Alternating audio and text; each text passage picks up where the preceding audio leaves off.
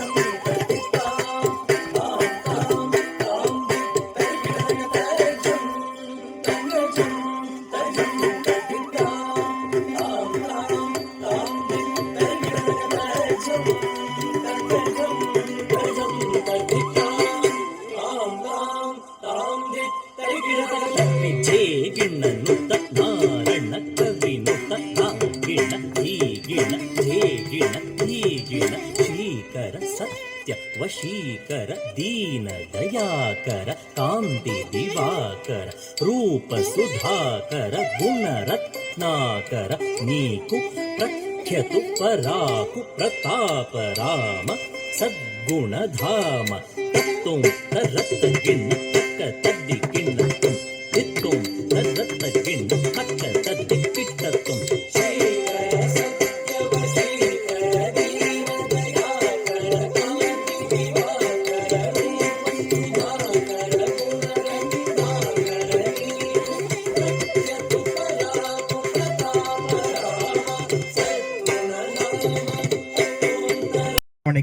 ಹೆಮ್ಮೆಯನ್ನು ತಂದಿದ್ದರು ಎಂದು ಹೇಳಲು ನಾವು ಖುಷಿಯನ್ನು ಪಡುತ್ತೇವೆ.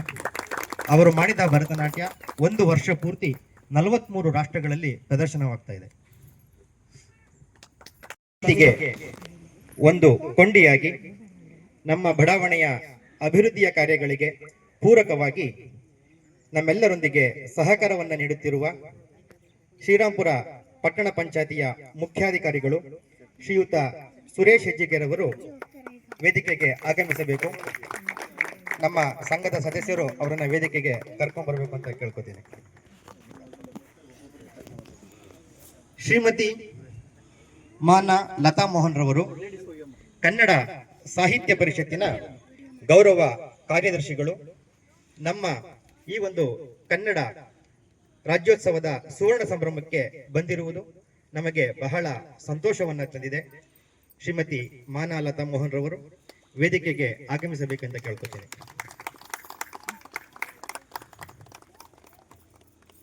ಶ್ರೀಯುತ ಸುರೇಶ್ ಋಗ್ವೇದಿಜಿಯವರು ಭಾರತ ಸರ್ಕಾರದ ರಾಷ್ಟ್ರ ಪ್ರಶಸ್ತಿ ಪುರಸ್ಕೃತ ಉಪನ್ಯಾಸಕರು. ಇವರು ನಮ್ಮ ಕಾರ್ಯಕ್ರಮಕ್ಕೆ ಆಗಮಿಸಿರುವುದು ನಮ್ಮೆಲ್ಲರಿಗೂ ಅತ್ಯಂತ ಹೆಮ್ಮೆಯ ವಿಚಾರ. ಶ್ರೀಯುತ ಸುರೇಶ್ ಋಗ್ವೇದಿಜಿಯವರು ವೇದಿಕೆಗೆ ಆಗಮಿಸಬೇಕು. ಶ್ರೀಯುತ ಸಿಎಂ ವೆಂಕಟೇಶ್ ರವರು ಬಹಳ ದೊಡ್ಡ ಸಾಧಕರು. ಯಾವ ಒಂದೇ ಮಾತನ್ನು ಹೇಳಿದ್ದಾರೆ, ಸಸ್ಯ ಶ್ಯಾಮಲೆ ನಿತ್ಯ ಕೋಮಲೆ ಅಂತ ಭಾರತವನ್ನ, ಅಂತಹ ಭಾರತವನ್ನ ಸಸ್ಯ ಶ್ಯಾಮಲೆಯಾಗಿ ಮಾಡಲು 1 ಲಕ್ಷ ಸಾಲು ಗಿಡಗಳನ್ನ ಮಹದೇಶ್ವರ ಬೆಟ್ಟದಿಂದ ಚಾಮರಾಜನಗರದ ಒಳಗೆ ತಮ್ಮ ಸ್ವಂತ ದುಡ್ಡಿನಲ್ಲಿ ನೆಟ್ಟು ಅದನ್ನ ಪೋಷಣೆಯನ್ನ ಮಾಡ್ತಾ ಇದ್ದಾರೆ. ಇಂತಹ ಒಂದು ಅದೇ ಹಸಿರು ಪರಿಸರದಲ್ಲಿ ನಾವು ಕನ್ನಡ ರಾಜ್ಯೋತ್ಸವನ್ನ ಮಾಡ್ತಾ ಇದ್ದೇವೆ. ಅಂತರ ಹಸಿರು ಕ್ರಾಂತಿಯ ಹರಿಕಾರ ವೇದಿಕೆಗೆ ಆಗಮಿಸಿರುವುದು ಬಹಳ ಸಂತೋಷದ ವಿಷಯ. ಶ್ರೀಮತಿ ಎಂ ಕಾವ್ಯಾರವರು ಮಾತನಾಡುವ ಗೊಂಬೆ ಕಲಾವಿದರು. ಇದು ಅತ್ಯಂತ ಹೆಮ್ಮೆ ಪಡುವಂತಹ ಒಂದು ಕಲಾವಿದೆ, ಮಾತನಾಡುವ ಗೊಂಬೆ. ಕೇವಲ ಮಾಧ್ಯಮಗಳಲ್ಲಿ ನಾವು ನೋಡಿದ್ವಿ, ಇವತ್ತು ಪ್ರತ್ಯಕ್ಷವಾಗಿ ಅದನ್ನ ನೋಡುವ ಒಂದು ಅವಕಾಶ ನಮಗೆ ಒದಗಿಸಿದ್ದಾರೆ ಕಾವ್ಯರವರು. ಅವರಿಗೆ ಸ್ವಾಗತ. ಮೂಕಾಂಬಿಕಾ ಹಿತರಕ್ಷಣಾ ಸಮಿತಿಯ ಅಧ್ಯಕ್ಷರಾದಂತಹ ಶ್ರೀಯುತ ಗಣೇಶ್ ರವರು ವೇದಿಕೆಗೆ ಆಗಮಿಸಬೇಕು. ನಾಗಭೂಷಣ್ ಜಿ ಅವರು ಕಾರ್ಯದರ್ಶಿಗಳು, ಮೂಕಾಂಬಿಕಾ ಹಿತರಕ್ಷಣಾ ಸಮಿತಿ ಆಗಮಿಸಬೇಕು. ರಾಮಕೃಷ್ಣರವರು ಉಪಾಧ್ಯಕ್ಷರು.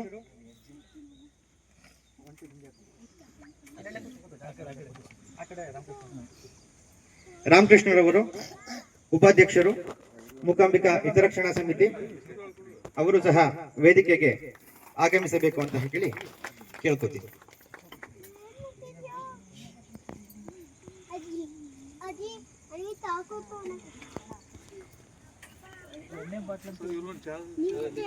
ಇದೀಗ ಸ್ವಾಗತವನ್ನ ಕೋರ್ತೇನೆ. ಶ್ರೀರಾಂಪುರ ಪಟ್ಟಣ ಪಂಚಾಯಿತಿಯ ವಿವಿಧ ಅಧಿಕಾರಿಗಳು ಸಹ ಇಲ್ಲಿ ಆಗಮಿಸಿದ್ದಾರೆ. ಅವರಿಗೂ ಸಹ ವಿಶೇಷವಾದ ಆಹ್ವಾನವನ್ನ ನಾನು ಸ್ವಾಗತವನ್ನ ನೀಡುತ್ತೇನೆ. ಪರಿಚಯ ಮಾಡಿಕೊಡುವ ಒಂದು ಸಮಯ. ಕೇಳಿದ್ರೆ 400 ಪುಟದ ಪುಸ್ತಕ ಅವರ ಬಯೋಡಾಟಾ ಆಗಿದೆ.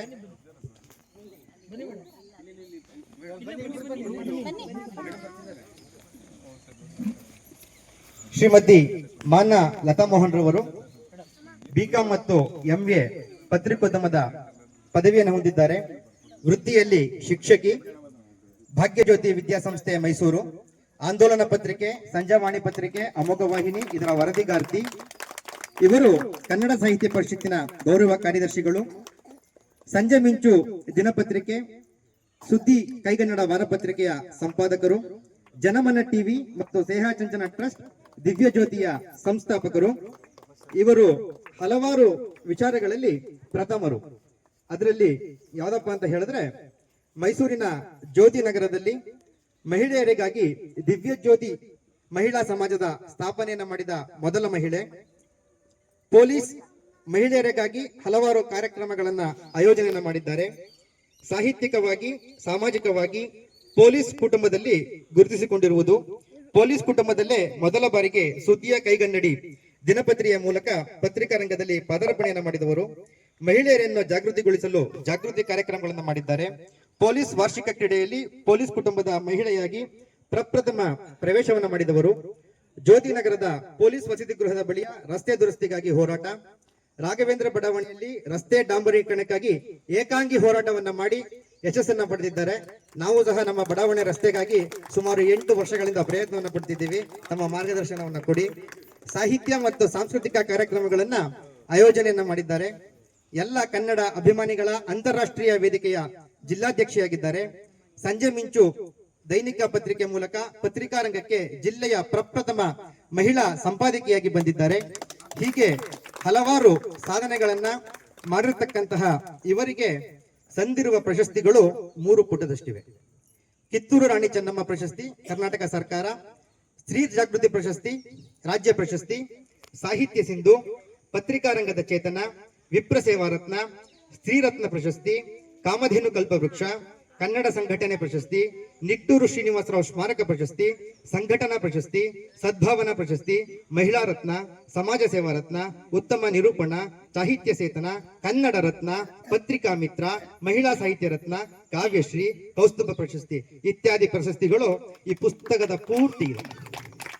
ಅವರವನ್ನ ತಿಳ್ಕೋಬೇಕು ಅಂತ ಹೇಳಿದ್ರೆ ಈ 400 ಪುಟದ ಪುಸ್ತಕವನ್ನ ಓದಬೇಕು. ಅಷ್ಟು ದೊಡ್ಡ ಸಾಧನೆಯನ್ನ ಮಾಡಿರ್ತಕ್ಕಂತಹ ಮಾನ್ಯ ಲತಾ ಮೋಹನ್ ಮೇಡಮ್ ಅವರು ನಮ್ಮ ಕಾರ್ಯಕ್ರಮಕ್ಕೆ ಆಗಮಿಸಿರುವುದು ನಮಗೆ ಅತ್ಯಂತ ಹೆಮ್ಮೆಯ ವಿಷಯವಾಗಿದೆ. ಅವರ ಸುಪುತ್ರಿ ಕಾವ್ಯರವರು ಇನ್ಫೋಸಿಸ್ ನಲ್ಲಿ ಉದ್ಯೋಗಿಯಾಗಿದ್ದಾರೆ. ಉದ್ಯೋಗದ ಜೊತೆಗೆ ನಮಗೊಂದು ಶಿಕ್ಷಣದ ಜೊತೆಗೆ ಒಂದು ಹವ್ಯಾಸವಿರಬೇಕು. ಆ ಹವ್ಯಾಸ ಎನ್ನುವುದು ನಮಗೆ ಎಷ್ಟೋ ಸಮಯದಲ್ಲಿ ಒಂದು ವೃತ್ತಿಯಾಗೂ ಸಹ ಮಾರ್ಪಾಡಾಗ್ತದೆ. ಅಂತಹ ಒಂದು ಹವ್ಯಾಸವನ್ನ ಅವರು ಮಾಡ್ಕೊಂಡಿರುವುದು ಮಾತಾಡುವ ಗೊಂಬೆಯನ್ನ ಪ್ರದರ್ಶನವನ್ನು ಮಾಡ್ತಕ್ಕಂಥದ್ದು. ನಮ್ಮ ಕೋರಿಕೆಗೆ ಓಗೊಟ್ಟು ಇಂದು ಶ್ರೀಮತಿ ಎಂ ಕಾವ್ಯಾರವರು ಆಗಮಿಸಿರುವುದು ನಮ್ಮೆಲ್ಲರಿಗೂ ಹೆಮ್ಮೆಯ ವಿಷಯವಾಗಿದೆ.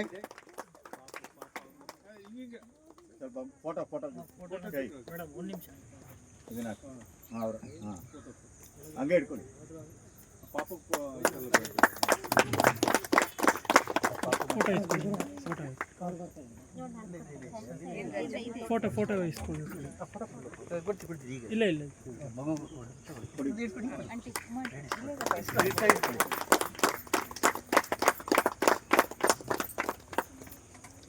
ಇವರೆಲ್ಲರಿಗೂ ಬೆನ್ನೆಲುಬಾಗಿ ನಿಂತಿರುವುದು ಇಲ್ಲಿ ಮುಂದೆ ನಿಂತಿರ್ತಕ್ಕಂತಹ ಮೋಹನ್ಜಿರವರು.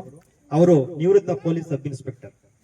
ಮೇಡಮ್ ಯಾವುದೇ ಕಾರ್ಯಕ್ರಮ ನೋಡಿದ್ರು ಹೇಳ್ತಾರೆ ನಮ್ಮ ಯಜಮಾನ್ರನ್ನೆಲ್ಲ ಫೋಟೋಗ್ರಾಫರ್ ಅನ್ಕೊಂಡ್ಬಿಡ್ತಾರೆ ಸರ್ ಅಂತ. ಆದ್ರೆ ಅವರು ಇಲ್ಲಿ ನಿವೃತ್ತ ಸಬ್ ಇನ್ಸ್ಪೆಕ್ಟರ್ ಆಗಿ ಇಬ್ಬರು ಅವರ ಕಣ್ಣುಗಳು, ಒಂದು ಶ್ರೀಮತಿ ಮಾನ ಲತಾ ಮೋಹನ್ ರವರು, ಮತ್ತೊಬ್ಬಳು ಕುಮಾರಿ ಕಾವ್ಯ. ಇವರಿಬ್ಬರಿಗೂ ಬೆನ್ನುಬಲಾಗಿ ಅವರು ತಮ್ಮ ನಿವೃತ್ತಿ ಜೀವನದಲ್ಲಿ ಅವರಿಗೆ ಸಹಕಾರವನ್ನ ಮಾಡ್ತಿದ್ದಾರೆ.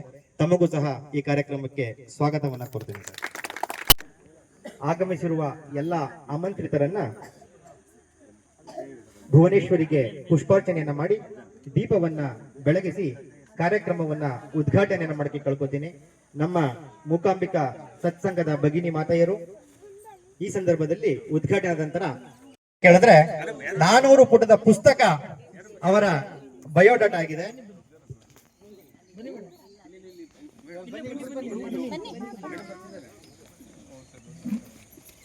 ಶ್ರೀಮತಿ ಮಾನ ಲತಾ ಮೋಹನ್ ರವರು ಬಿಕಾಂ ಮತ್ತು ಎಂಎ ಪತ್ರಿಕೋದ್ಯಮದ ಪದವಿಯನ್ನು ಹೊಂದಿದ್ದಾರೆ. ವೃತ್ತಿಯಲ್ಲಿ ಶಿಕ್ಷಕಿ, ಭಾಗ್ಯಜ್ಯೋತಿ ವಿದ್ಯಾಸಂಸ್ಥೆ ಮೈಸೂರು, ಆಂದೋಲನ ಪತ್ರಿಕೆ, ಸಂಜಾವಾಣಿ ಪತ್ರಿಕೆ, ಅಮೋಘ ವಾಹಿನಿ ಇದರ ವರದಿಗಾರ್ತಿ. ಇವರು ಕನ್ನಡ ಸಾಹಿತ್ಯ ಪರಿಷತ್ತಿನ ಗೌರವ ಕಾರ್ಯದರ್ಶಿಗಳು, ಸಂಜೆ ಮಿಂಚು ದಿನಪತ್ರಿಕೆ, ಸುದ್ದಿ ಕೈಗನ್ನಡ ವಾರಪತ್ರಿಕೆಯ ಸಂಪಾದಕರು, ಜನಮನ ಟಿವಿ ಮತ್ತು ಸೇಹಾಚಂಚನ ಟ್ರಸ್ಟ್ ದಿವ್ಯ ಜ್ಯೋತಿಯ ಸಂಸ್ಥಾಪಕರು. ಇವರು ಹಲವಾರು ವಿಚಾರಗಳಲ್ಲಿ ಪ್ರಥಮರು. ಅದರಲ್ಲಿ ಯಾವ್ದಪ್ಪ ಅಂತ ಹೇಳಿದ್ರೆ, ಮೈಸೂರಿನ ಜ್ಯೋತಿ ನಗರದಲ್ಲಿ ಮಹಿಳೆಯರಿಗಾಗಿ ದಿವ್ಯ ಜ್ಯೋತಿ ಮಹಿಳಾ ಸಮಾಜದ ಸ್ಥಾಪನೆಯನ್ನ ಮಾಡಿದ ಮೊದಲ ಮಹಿಳೆ. ಪೊಲೀಸ್ ಮಹಿಳೆಯರಿಗಾಗಿ ಹಲವಾರು ಕಾರ್ಯಕ್ರಮಗಳನ್ನ ಆಯೋಜನೆಯನ್ನ ಮಾಡಿದ್ದಾರೆ. ಸಾಹಿತ್ಯಿಕವಾಗಿ, ಸಾಮಾಜಿಕವಾಗಿ ಪೊಲೀಸ್ ಕುಟುಂಬದಲ್ಲಿ ಗುರುತಿಸಿಕೊಂಡಿರುವುದು, ಪೊಲೀಸ್ ಕುಟುಂಬದಲ್ಲೇ ಮೊದಲ ಬಾರಿಗೆ ಸುದ್ದಿಯ ಕೈಗನ್ನಡಿ ದಿನಪತ್ರಿಕೆಯ ಮೂಲಕ ಪತ್ರಿಕಾ ರಂಗದಲ್ಲಿ ಪದಾರ್ಪಣೆಯನ್ನು ಮಾಡಿದವರು. ಮಹಿಳೆಯರನ್ನು ಜಾಗೃತಿಗೊಳಿಸಲು ಜಾಗೃತಿ ಕಾರ್ಯಕ್ರಮಗಳನ್ನು ಮಾಡಿದ್ದಾರೆ. ಪೊಲೀಸ್ ವಾರ್ಷಿಕ ಕ್ರೀಡೆಯಲ್ಲಿ ಪೊಲೀಸ್ ಕುಟುಂಬದ ಮಹಿಳೆಯಾಗಿ ಪ್ರಪ್ರಥಮ ಪ್ರವೇಶವನ್ನು ಮಾಡಿದವರು. ಜ್ಯೋತಿ ನಗರದ ಪೊಲೀಸ್ ವಸತಿ ಗೃಹದ ಬಳಿಯ ರಸ್ತೆ ದುರಸ್ತಿಗಾಗಿ ಹೋರಾಟ, ರಾಘವೇಂದ್ರ ಬಡಾವಣೆಯಲ್ಲಿ ರಸ್ತೆ ಡಾಂಬರೀಕರಣಕ್ಕಾಗಿ ಏಕಾಂಗಿ ಹೋರಾಟವನ್ನ ಮಾಡಿ ಯಶಸ್ಸನ್ನ ಪಡೆದಿದ್ದಾರೆ. ನಾವು ಸಹ ನಮ್ಮ ಬಡಾವಣೆ ರಸ್ತೆಗಾಗಿ ಸುಮಾರು 8 ವರ್ಷಗಳಿಂದ ಪ್ರಯತ್ನವನ್ನು ಪಡ್ತಿದ್ದೀವಿ. ತಮ್ಮ ಮಾರ್ಗದರ್ಶನವನ್ನ ಕೊಡಿ. ಸಾಹಿತ್ಯ ಮತ್ತು ಸಾಂಸ್ಕೃತಿಕ ಕಾರ್ಯಕ್ರಮಗಳನ್ನ ಆಯೋಜನೆಯನ್ನ ಮಾಡಿದ್ದಾರೆ. ಎಲ್ಲ ಕನ್ನಡ ಅಭಿಮಾನಿಗಳ ಅಂತಾರಾಷ್ಟ್ರೀಯ ವೇದಿಕೆಯ ಜಿಲ್ಲಾಧ್ಯಕ್ಷೆಯಾಗಿದ್ದಾರೆ. ಸಂಜೆ ಮಿಂಚು ದೈನಿಕ ಪತ್ರಿಕೆ ಮೂಲಕ ಪತ್ರಿಕಾ ರಂಗಕ್ಕೆ ಜಿಲ್ಲೆಯ ಪ್ರಪ್ರಥಮ ಮಹಿಳಾ ಸಂಪಾದಕಿಯಾಗಿ ಬಂದಿದ್ದಾರೆ. ಹೀಗೆ ಹಲವಾರು ಸಾಧನೆಗಳನ್ನ ಮಾಡಿರ್ತಕ್ಕಂತಹ ಇವರಿಗೆ ಸಂದಿರುವ ಪ್ರಶಸ್ತಿಗಳು 3 ಪುಟದಷ್ಟಿವೆ. ಕಿತ್ತೂರು ರಾಣಿ ಚೆನ್ನಮ್ಮ ಪ್ರಶಸ್ತಿ ಕರ್ನಾಟಕ ಸರ್ಕಾರ, ಸ್ತ್ರೀ ಜಾಗೃತಿ ಪ್ರಶಸ್ತಿ ರಾಜ್ಯ ಪ್ರಶಸ್ತಿ, ಸಾಹಿತ್ಯ ಸಿಂಧು, ಪತ್ರಿಕಾ ರಂಗದ ಚೇತನ, ವಿಪ್ರ ಸೇವಾ ರತ್ನ, ಸ್ತ್ರೀ ರತ್ನ ಪ್ರಶಸ್ತಿ, ಕಾಮಧೇನು ಕಲ್ಪವೃಕ್ಷ, ಕನ್ನಡ ಸಂಘಟನೆ ಪ್ರಶಸ್ತಿ, ನಿಟ್ಟೂರು ಶ್ರೀನಿವಾಸರಾವ್ ಸ್ಮಾರಕ ಪ್ರಶಸ್ತಿ, ಸಂಘಟನಾ ಪ್ರಶಸ್ತಿ, ಸದ್ಭಾವನಾ ಪ್ರಶಸ್ತಿ, ಮಹಿಳಾ ರತ್ನ, ಸಮಾಜ ಸೇವಾ ರತ್ನ, ಉತ್ತಮ ನಿರೂಪಣ, ಸಾಹಿತ್ಯ ಸೇತನ, ಕನ್ನಡ ರತ್ನ, ಪತ್ರಿಕಾ ಮಿತ್ರ, ಮಹಿಳಾ ಸಾಹಿತ್ಯ ರತ್ನ, ಕಾವ್ಯಶ್ರೀ, ಕೌಸ್ತುಭ ಪ್ರಶಸ್ತಿ ಇತ್ಯಾದಿ ಪ್ರಶಸ್ತಿಗಳು ಈ ಪುಸ್ತಕದ ಪೂರ್ತಿ ಇದೆ. ಅವರವನ್ನ ತಿಳ್ಕೋಬೇಕು ಅಂತ ಹೇಳಿದ್ರೆ ಈ 400 ಪುಟದ ಪುಸ್ತಕವನ್ನು ಓದಬೇಕು. ಅಷ್ಟು ದೊಡ್ಡ ಸಾಧನೆಯನ್ನ ಮಾಡಿರ್ತಕ್ಕಂತಹ ಮಾನ ಲತಾ ಮೋಹನ್ ಮೇಡಮ್ ಅವರು ನಮ್ಮ ಕಾರ್ಯಕ್ರಮಕ್ಕೆ ಆಗಮಿಸಿರುವುದು ನಮಗೆ ಅತ್ಯಂತ ಹೆಮ್ಮೆಯ ವಿಷಯವಾಗಿದೆ. ಅವರ ಸುಪುತ್ರಿ ಕಾವ್ಯಾರವರು ಇನ್ಫೋಸಿಸ್ ನಲ್ಲಿ ಉದ್ಯೋಗಿಯಾಗಿದ್ದಾರೆ. ಉದ್ಯೋಗದ ಜೊತೆಗೆ ನಮಗೊಂದು ಶಿಕ್ಷಣದ ಜೊತೆಗೆ ಒಂದು ಹವ್ಯಾಸವಿರಬೇಕು. ಆ ಹವ್ಯಾಸ ಎನ್ನುವುದು ನಮಗೆ ಎಷ್ಟೋ ಸಮಯದಲ್ಲಿ ಒಂದು ವೃತ್ತಿಯಾಗೂ ಸಹ ಮಾರ್ಪಾಡಾಗ್ತದೆ. ಅಂತಹ ಒಂದು ಹವ್ಯಾಸವನ್ನ ಅವರು ಮಾಡ್ಕೊಂಡಿರುವುದು ಮಾತಾಡುವ ಗೊಂಬೆಯನ್ನ ಪ್ರದರ್ಶನವನ್ನ ಮಾಡ್ತಕ್ಕಂಥದ್ದು. ನಮ್ಮ ಕೋರಿಕೆಗೆ ಓಗೊಟ್ಟು ಇಂದು ಶ್ರೀಮತಿ ಎಂ ಕಾವ್ಯಾರವರು ಆಗಮಿಸಿರುವುದು ನಮ್ಮೆಲ್ಲರಿಗೂ ಹೆಮ್ಮೆಯ ವಿಷಯವಾಗಿದೆ.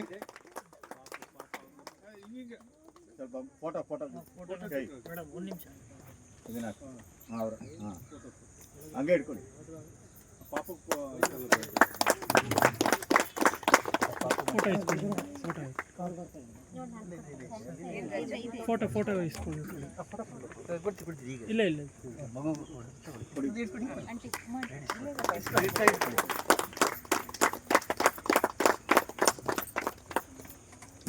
ಇವರೆಲ್ಲರಿಗೂ ಬೆನ್ನೆಲುಬಾಗಿ ನಿಂತಿರುವುದು ಇಲ್ಲಿ ಮುಂದೆ ನಿಂತಿರ್ತಕ್ಕಂತಹ ಮೋಹನ್ಜಿರವರು. ಅವರು ನಿವೃತ್ತ ಪೊಲೀಸ್ ಸಬ್ ಇನ್ಸ್ಪೆಕ್ಟರ್. ಮೇಡಮ್ ಯಾವುದೇ ಕಾರ್ಯಕ್ರಮ ಹೇಳ್ತಾರೆ ನಮ್ಮ ಯಜಮಾನ್ರನ್ನೆಲ್ಲ ಫೋಟೋಗ್ರಾಫರ್ ಅನ್ಕೊಂಡ್ಬಿಡ್ತಾರೆ ಸರ್ ಅಂತ.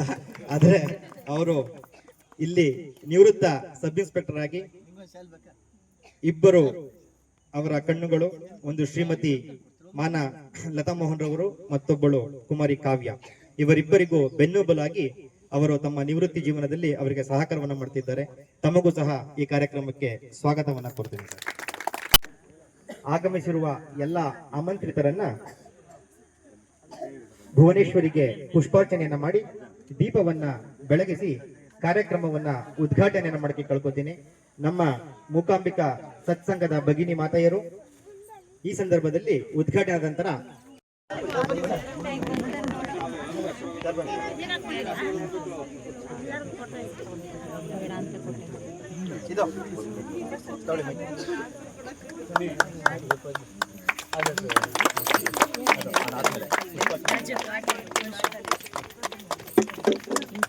ಭೂದೇವಿ ರೂಪತ್ವಂ ಕರ್ಮ ಸಾಕ್ಷಿ ಶರತ್ನಕೃತ ಯಾವತ್ ಕರ್ಮ ಸಮಾಸಸ್ಥಿರೋ ಭವ ಅಸತೋ ಮಾ ತದ್ಗಮಯ ತಮಸೋ ಮಾ ಜ್ಯೋತಿರ್ಗಮಯ ಮೃತ್ಯೋರ್ಮಾ ಅಮೃತಂಗಮಯ.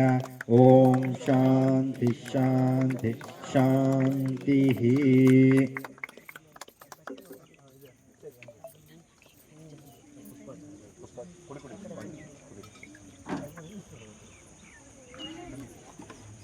ಮಾಡಲಿದ್ದಾರೆ.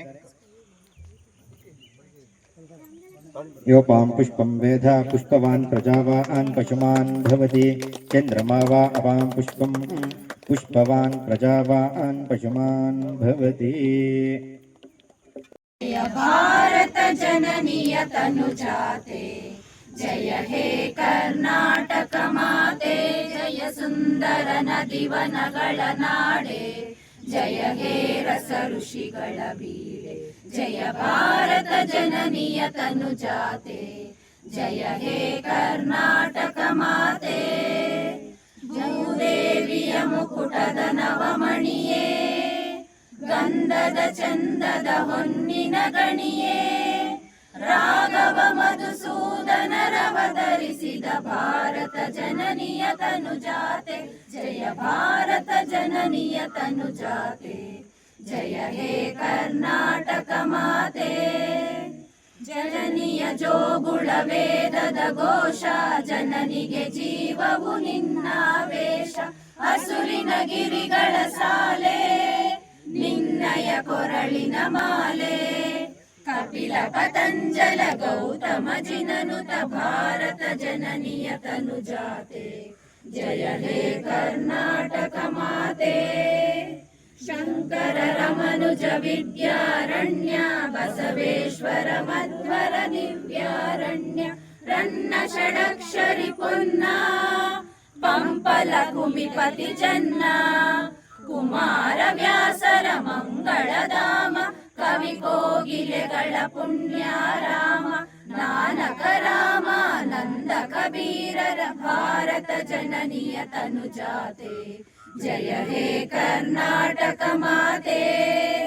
ತೈಲಪ ಹೊಯ್ಸಳರಾಳಿದ ನಾಡೆ, ಡಂಕಣ ಜಕಣರ ನೆಚ್ಚಿನ ಬೀಡೆ, ಕೃಷ್ಣ ಶರಾವತಿ ತುಂಗ, ಕಾವೇರಿಯ ವರರಂಗ, ಚೈತನ್ಯ ಪರಮಹಂಸ ವಿವೇಕರ ಭಾರತ ಜನನಿಯ ತನುಜಾತೆ, ಜಯ ಹೇ ಕರ್ನಾಟಕ ಮಾತೆ.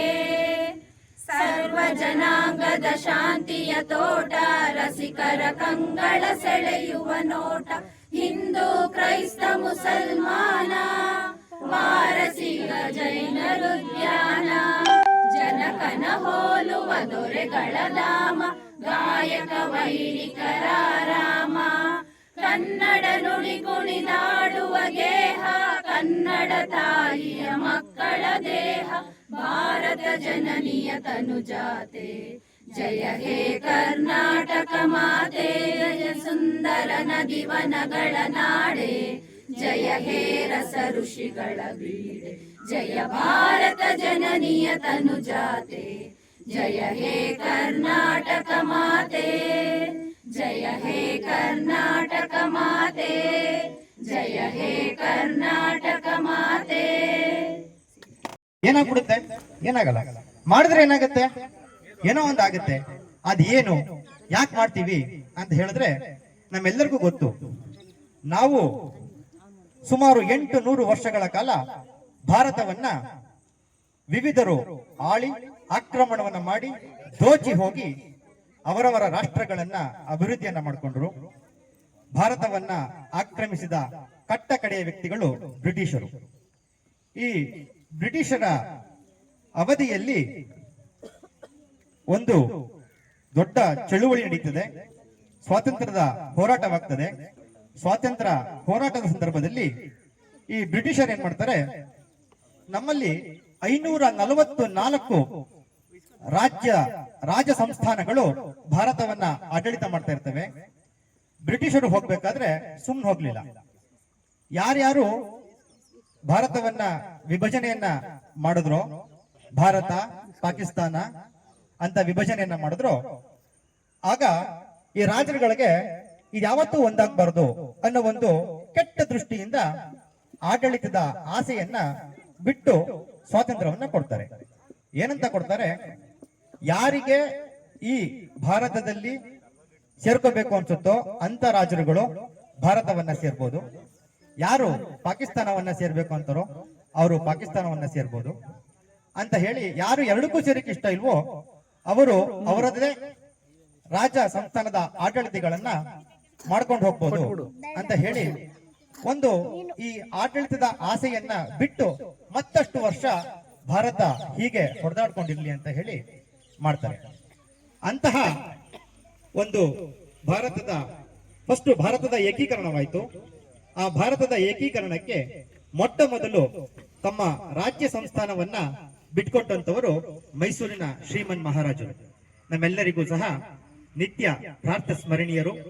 ಅಂತಹ ಮೈಸೂರಿನ ಒಡೆಯರು ಪ್ರಪ್ರಥಮವಾಗಿ 544 ಸಂಸ್ಥಾನಗಳಲ್ಲಿ ಮೊದಲಿಗೆ ಮುಂದೆ ಬಂದು ಇಡೀ ಮೈಸೂರು ಪ್ರಾಂತ್ಯವನ್ನ ಭಾರತಕ್ಕೆ ಸೇರಿಸಿದ್ರು. 3 ಪ್ರದೇಶಗಳು ಮಾತ್ರ ಈ ಭಾರತದ ಏಕೀಕರಣಕ್ಕೆ ಒಳಗಾಗಿಲ್ಲ. ಒಂದು ಕಾಶ್ಮೀರ, ಅಲ್ಲಿನ ಆಡಳಿತವನ್ನ ಮಾಡಿದಂತಹ ರಾಜ ಹರಿಸಿಂಗ್, ಮತ್ತೊಬ್ಬ ಪಂಜಾಬನ ಮೊಹಮ್ಮದ್, ಮತ್ತೊಂದು ಹೈದರಾಬಾದಿನ ನಿಜಾಮರು.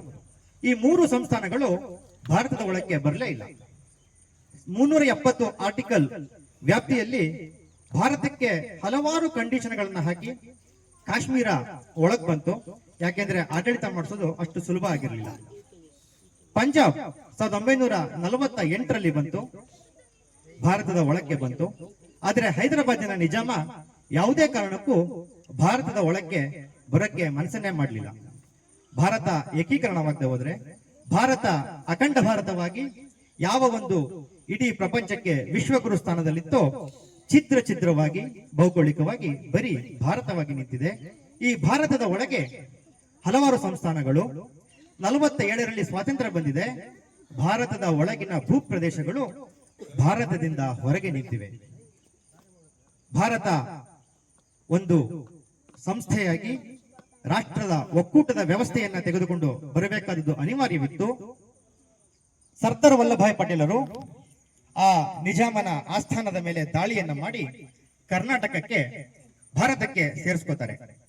ಕರ್ನಾಟಕ ಯಾವ ಒಂದು ರಾಜ್ಯವಾಯಿತೋ 3 ಪ್ರಾಂತಗಳಾಗಿ ವಿಭಾಗಗೊಂಡು ಈ 3 ಪ್ರಾಂತಗಳಲ್ಲಿ 5 ಪ್ರಮುಖ ರಾಜರುಗಳು ನಮ್ಮ ಕರ್ನಾಟಕವನ್ನ ಆಳ್ತಾ ಇದ್ರು. ಶ್ರೀಮನ್ ಮಹಾರಾಜ ಮೈಸೂರು ಸಂಸ್ಥಾನದವರು ಕರ್ನಾಟಕದ ಅಭಿವೃದ್ಧಿಯನ್ನ ಮಾಡಿ ಶೇಕಡ 2/3 ಪ್ರಾಂತ್ಯವನ್ನ ಮೈಸೂರು ಮಹಾರಾಜರು ಆಡಳಿತವನ್ನ ಮಾಡ್ತಾ ಇದ್ರು. ಕೆಲವೊಂದು ಪ್ರಾಂತ್ಯಗಳು ಮದ್ರಾಸ್ ಪ್ರಾಂತ್ಯಕ್ಕೆ ಸೇರಿತ್ತು, ಮುಂಬೈನ ಪ್ರಾಂತ್ಯಕ್ಕೆ ಸೇರಿತ್ತು, ನಿಜಾಮನ ಪ್ರಾಂತ್ಯಕ್ಕೆ ಸೇರಿತ್ತು. ಕರ್ನಾಟಕ ಸ್ವಾತಂತ್ರ್ಯಗೊಂಡು, ಭಾರತ ಸ್ವಾತಂತ್ರ್ಯಗೊಂಡು ಭಾಷೆಗಳ ಆಧಾರದ ಮೇಲೆ ರಾಜ್ಯಗಳ ವಿಂಗಡಣೆ ಆಯಿತು. ಆದ್ರೆ ರಾಜ್ಯದೊಳಗೆ 5 ರಾಜ್ಯಗಳು: ಮೊಘಲರ ರಾಜ್ಯ, ನಿಜಾಮನ ರಾಜ್ಯ, ಮದ್ರಾಸ್ ಪ್ರಾಂತ್ಯ, ಮರಾಠರ ಪ್ರಾಂತ್ಯ, ಮೈಸೂರು ಮಹಾಸಂಸ್ಥಾನ, ಕೊಡಗು. ಕರ್ನಾಟಕದೊಳಗೆ 6 ಕರ್ನಾಟಕಗಳು ಭಾರತವನ್ನ ಒಗ್ಗೂಡಿಸಿದರು. ಆದರೆ ಕರ್ನಾಟಕ ಒಂದಾಗ್ಲೇ ಇಲ್ಲ. ಈ ಕರ್ನಾಟಕವನ್ನ ಒಂದು ಮಾಡೋದಕ್ಕೆ ಒಂದು ಸಂಘ ಸ್ಥಾಪನೆಯಾಗುತ್ತೆ. 1903ರಲ್ಲಿ ವಿದ್ಯಾವರ್ತಕ ಸಂಘ ಅಂತ ಸ್ಥಾಪನೆಯಾಗುತ್ತೆ. ಅದರ ಮೂಲಕ ಹಲವಾರು ಕರ್ನಾಟಕದ ಅಭಿವೃದ್ಧಿಯ ಏಕೀಕರಣದ ಒಗ್ಗಟ್ಟಿನ ಕೆಲಸಗಳಾಗ್ತಾ ಇರುತ್ತೆ. ಆ ಒಂದು ವಿದ್ಯಾವರ್ತಕ ಸಂಘದಿಂದ ಹೊರಬಂದ ಒಂದು ವಿಭಾಗ ಕನ್ನಡ ಸಾಹಿತ್ಯ ಪರಿಷತ್ ಮತ್ತು ಕನ್ನಡ ಸಂಘ. ಇದೆಲ್ಲದನ್ನ ಆಲೂರು ವೆಂಕಟರಾಯರು ಬಹಳ ಸೂಕ್ಷ್ಮವಾಗಿ ಗಮನಿಸಿರ್ತಾರೆ. ಕನ್ನಡದ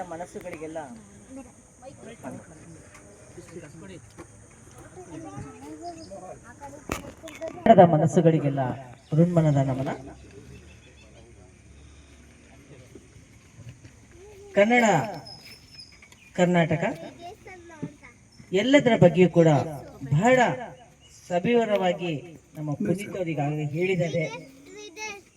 ಕರ್ನಾಟಕದ ಏಕೀಕರಣದ ಬಗ್ಗೆ, ಹರಿದು ಹಂಚಿ ಹೋಗಿದ್ದ ಕರ್ನಾಟಕವನ್ನ ಒಂದುಗೂಡಿಸಿದ ಬಗ್ಗೆ ಎಲ್ಲವನ್ನ ಕೂಡ ಬಹಳ ಸೂಕ್ಷ್ಮವಾಗಿ ಸವಿವರವಾಗಿ ಹೇಳಿದ್ದಾರೆ.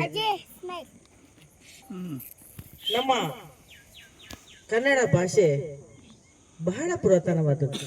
ಅಂದ್ರೆ ಸುಮಾರು 2000 ವರ್ಷಗಳಿಗಿಂತ ಮುಂಚೆಯೇ ನಮ್ಮ ಕನ್ನಡ ಭಾಷೆ ಬಳಕೆಯಲ್ಲಿತ್ತು. ಅಂದಮೇಲೆ ನಮ್ಮ ಕನ್ನಡ ಎಷ್ಟರ ಮಟ್ಟಿಗೆ ಇವತ್ತಿಗೆ ಪ್ರಾಮುಖ್ಯತೆಯನ್ನು ಪಡ್ಕೊಂಡಿದೆ ಅನ್ನೋದು ಕೂಡ ನಾನು ಮುಂದೆ ಹೇಳ್ತಾ ಹೋಗ್ತೇನೆ. ಏಕೆಂದ್ರೆ ಈಗ ನಿಮಗೆಲ್ಲ ಗೊತ್ತಿರೋ ಹಾಗೆ ಕನ್ನಡದಲ್ಲಿ ಅಪ್ಪ ಅಮ್ಮ ಸಂಸ್ಕೃತಿ ಮರೆಯಾಗ್ತಾ ಇದೆ.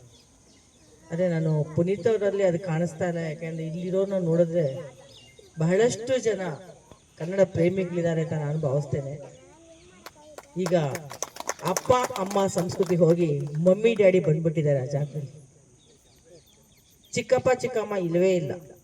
ಅಂಕಲ್ ಆಂಟಿ, ಅವ್ರಿಗೆ ಏನಾದ್ರು ಸೋದರ ಮಾವನಾದ್ರು ಅಂಕಲೇನೆ, ಅತ್ತೆ ಆದ್ರೂ ಆಂಟಿನೇ, ಚಿಕ್ಕಮ್ಮ ಆದ್ರೂ ಆಂಟಿನೇ, ಕೊನೆ ಪಕ್ಷ ಹೆಣ್ಣು ಕೊಟ್ಟ ಅತ್ತೇನೋ ಆಂಟಿನೇ, ಗಂಡು ಕೊಟ್ಟ ಮಾವನೋ ಅಂಕಲೇ. ಎಲ್ಲಿ ಹೋಯ್ತು ನಮ್ಮ ಸಂಬಂಧಗಳು? ಇವತ್ತು ಅಜ್ಜಿ ತಾತ ಅಪ್ಪ ಅಮ್ಮ ಅಕ್ಕ ತಂಗಿ ಯಾವುದು ಇಲ್ಲ. ಸಿಸ್ಟರ್ ಬ್ರೋ ಅಲ್ಲೂ ಕಟ್ಟು ಬ್ರದರ್ ಅಂತ ನಾವು ಫುಲ್ಲು ಹೇಳ್ತಾ ಇಲ್ಲ. ಇವತ್ತು ಕನ್ನಡವನ್ನು ನಾವು ಎಷ್ಟು ಮಟ್ಟಿಗೆ ಕೊಲೆ ಮಾಡ್ತಾ ಇದೀವೋ ಆಂಗ್ಲ ಭಾಷೆನೂ ಕೊಲೆ ಆಗ್ತಾ ಇದೆ ಇವತ್ತು. ಏಕೆಂದ್ರೆ ಇವತ್ತೆಲ್ಲ ನಿಮಗೆ ಗೊತ್ತು, ವಾಟ್ಸಾಪ್ಗಳಲ್ಲಿ ಎಲ್ಲವೂ ಇಂಗ್ಲಿಷ್ ಮಯನೇ. ಯಾರೂ ಅವ್ರು ಹೇಳ್ದಾಗೆ ಎಸ್ ಅಂತ ಪೂರ್ತಿ ಕಳಿಸ್ತಾ ಇಲ್ಲ. YES ಇಲ್ವೇ ಇಲ್ಲ. ಎಸ್ ಮುಗಾಯ್ತು ನಮ್ಮ ಕತೆ.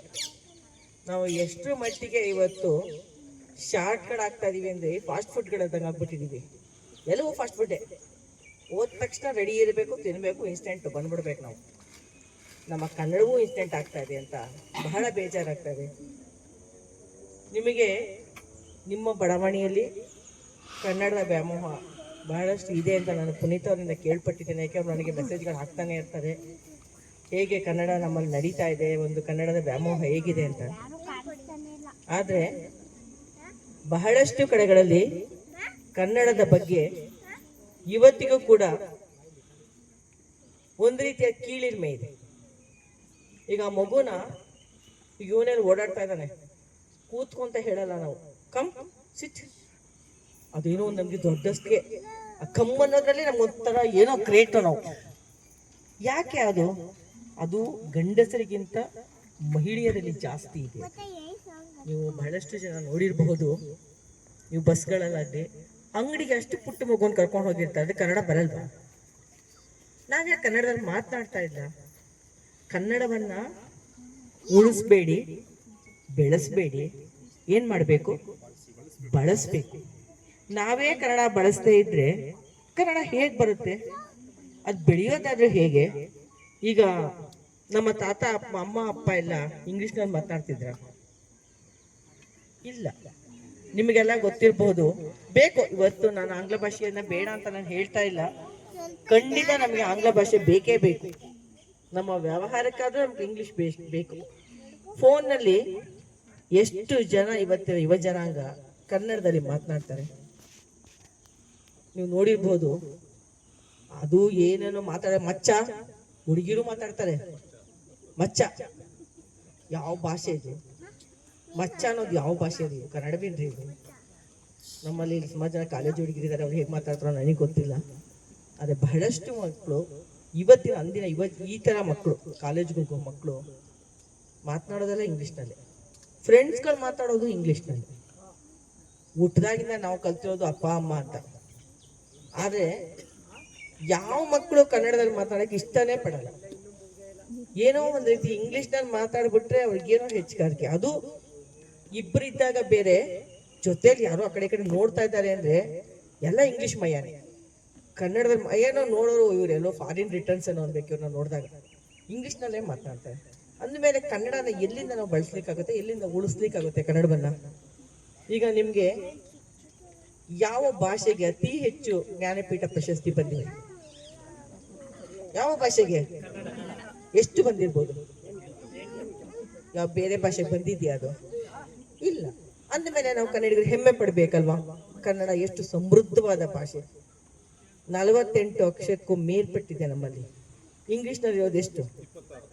ಅದನ್ನೇ ಈ ಕಡೆ ಸಾಕಡಾಗ್ತಾರೆ, ಆ ಕಡೆ ಸಾಕ್ತಾರೆ. ಒಂದು ಸೈಲೆಂಟ್ ಅಂತೆ, ಅದು ಹೇಳುವಾಗ ಸೈಲೆಂಟ್ ಹೇಳ್ಬೇಕು. ಅದು ವಾಕ್ ಅನ್ನುವಾಗ WALK ಬರುತ್ತೆ. ಅದು ವಾಲ್ಕ್ ಅನ್ನಂಗಿಲ್ಲ, ನಾವು ವಾಕ್ ಅನ್ಬೇಕು. ಈಗ ಮಕ್ಕಳು ಅದು ಯಾವಾಗ ಪ್ರಶ್ನೆ ಮಾಡ್ತಾರೋ ಗೊತ್ತಿಲ್ಲ. ಅದು ಯಾಕಲ್ಲಿ ಬರಲ್ಲ ಅನ್ನೋದು ಪ್ರಶ್ನೆ. ಉತ್ತರ ಕೊಡೋರು ಯಾರು? ನಾವೇ ಅನ್ಕೋಬೇಕು, ಓ ಸರಿ ಅಂತ ನಾವೇ ಒಂದು ತೀರ್ಮಾನಕ್ಕೆ ಬಂದ್ಬಿಟ್ಟಿದೀವಿ ಈಗ. ಆದರೆ ಕನ್ನಡ ಹಾಗಿದೆಯಾ? ಈಗ ನಮ್ಮಲ್ಲಿ ಬಹಳಷ್ಟು ಜನ ಪತ್ರ ವ್ಯವಹಾರ ಮಾಡ್ತೀವಿ. ಒಂದು ಕತೆ ಇರ್ಬೋದು, ಕವನ ಇರ್ಬೋದು, ಬರೀತೀವಿ. ಭಾವನೆಗಳನ್ನ ಹೆಚ್ಚಾಗಿ ಪ್ರದರ್ಶನ ಮಾಡಲಿಕ್ಕೆ ನಮಗೆ ಸಮೃದ್ಧವಾಗಿರೋದು ನಮ್ಮ ಕನ್ನಡ ಭಾಷೆ. ನೀವು ಇಂಗ್ಲಿಷ್ನಲ್ಲಿ ಬರೆಯೋಕೆ ಹೋದ್ರೆ ಇರ್ಬೋದು, ಇಂಗ್ಲಿಷ್ನಲ್ಲಿ ಫ್ಲೂಯೆನ್ಸಿ ಇರೋರು ಇದ್ದಾರೆ, ನಾನು ಇಲ್ಲ ಅಂತ ಹೇಳೋದಿಲ್ಲ. ಆದರೆ ನಮ್ಮ ಮನಸ್ಸಿನ ಆಳದಲ್ಲಿ ಹುದುಗಿರುವಂಥ ಭಾವನೆಗಳನ್ನು ವ್ಯಕ್ತಪಡಿಸ್ಬೇಕಾದ್ರೆ ಅಲ್ಲಿ ಕನ್ನಡದಷ್ಟು ನಮಗೆ ಶಕ್ತಿಯನ್ನು ಕೊಡುವಂಥ ಭಾಷೆ ಇನ್ನೊಂದಿಲ್ಲ. ನಿಜಾನ ಸುಳ್ಳ ನಿಮಗೆ ಗೊತ್ತಿರೋ ಹಾಗೆ, ನೀವು ಕನ್ನಡದಲ್ಲಿ ಮಾತನಾಡುವಷ್ಟು, ಕನ್ನಡದಲ್ಲಿ ಬರೆಯುವಷ್ಟು ಪ್ರಬುದ್ಧತೆ ನಮಗೆ ಬಂದಿದೆ. ನಮಗೆಲ್ಲ, ನಾವು ನನ್ನ ವಯಸ್ಸಿನಲ್ಲಿ ಬಹಳಷ್ಟು ಜನ ಇದ್ದೀರಾ, ನಾವೆಲ್ಲ ಇಂಗ್ಲೀಷ್ ಕಲ್ತಿದ್ದು 5ನೇ ಕ್ಲಾಸ್ನಲ್ಲಿ.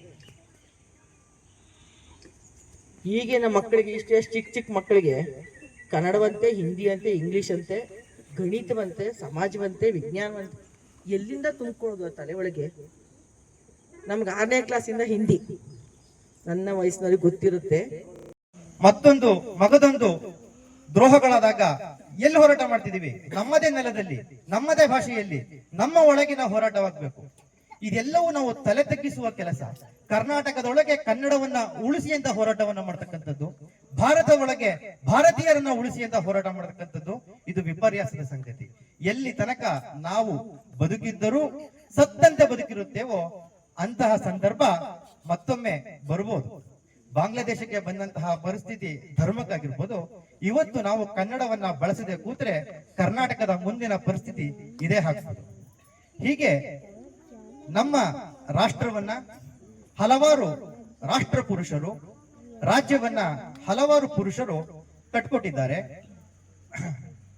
ಮಾನ್ಯತಾ ಮೋಹನ್ ಮೇಡಮ್ ಹೇಳಿದ್ರು, ಹಲವಾರು ಪ್ರಥಮಗಳಿಗೆ ನಾವು ನಾಂದಿಯನ್ನ ಹಾಡಿದಂತವರು. ಏಷ್ಯಾದಲ್ಲೇ ಪ್ರಥಮ ಬಾರಿಗೆ ಈ ವಿದ್ಯುತ್ ದೀಪವನ್ನು ಉರಿಸಿದ್ದು ಮೈಸೂರು ಸಂಸ್ಥಾನ. ಯಾವ ಬ್ರಿಟಿಷರ ಕೊಡುಗೆ ಅಂತ ನಾವು ಇವತ್ತು ಎಲ್ಲ ಕಡೆ ಹೇಳ್ತೀವೋ ಅವರೆಲ್ಲರಿಗೂ ಸಹಕಾರವನ್ನ ಅಂದಿನ ಆಡಳಿತದ ಒಳಕ್ಕೆ ಸಹಕರಿಸಿ ಮೈಸೂರು ಸಂಸ್ಥಾನ ಹಲವಾರು ಪ್ರಥಮಗಳಿಗೆ ನಾಂದಿಯಾಗಿದೆ. ಅಂತಹ ಹಲವಾರು ರಾಷ್ಟ್ರ ಪುರುಷರನ್ನ ನಾವು ಮರಿತಾ ಇದ್ದೇವೆ. ದಿನ ಬೆಳಗಾದ್ರೆ ಮೇಡಮ್ ಹೇಳಿದ್ರು ನಾವು ಯಾವುದಾದೋ ಹಾಡುಗಳನ್ನ ಕೇಳ್ತೀವಿ, ಸಿನಿಮಾ ಹಾಡುಗಳನ್ನ ಕೇಳ್ತೀವಿ ಅಂತ. ಅವ್ರು ಹೇಳಿದ್ರು ಅಪ್ಪ ಲೂಸ ಅಮ್ಮ ಲೂಸ ಮತ್ತೊಂದು ಮಗದೊಂದು ಹಾಡು ಬರುತ್ತೆ ಅಂತ. ಆದ್ರೆ ಮೇಡಮ್ ನೀವ್ ಹೇಳಿದ್ರಿ ಅಂದಿನ ಸಾಹಿತ್ಯವನ್ನ ಇವತ್ತು ಇಷ್ಟಪಡಲ್ಲ ಅಂತ. ಈ ಕ್ಷಣ ಇಲ್ಲಿ ನಿಂತು ಅಂತ್ಯಾಕ್ಷರಿ ಹಾಡಿ ಕೇಳಿ ಮೇಡಮ್, ಹೊಸ ಚಿತ್ರಗೀತೆಗಳು ಯಾರು ಹೇಳಲ್ಲ. ಅಷ್ಟು ಚಿತ್ರಗೀತೆಗಳನ್ನ ಯಾವುದೇ ಅಂತ್ಯಾಕ್ಷರಿಗಳಲ್ಲಿ ಹೇಳೋದು 1900 ಇಸ್ವಿಯಿಂದ 2000 ಒಳಗೆ ಬಂತ ಸಾಹಿತ್ಯ.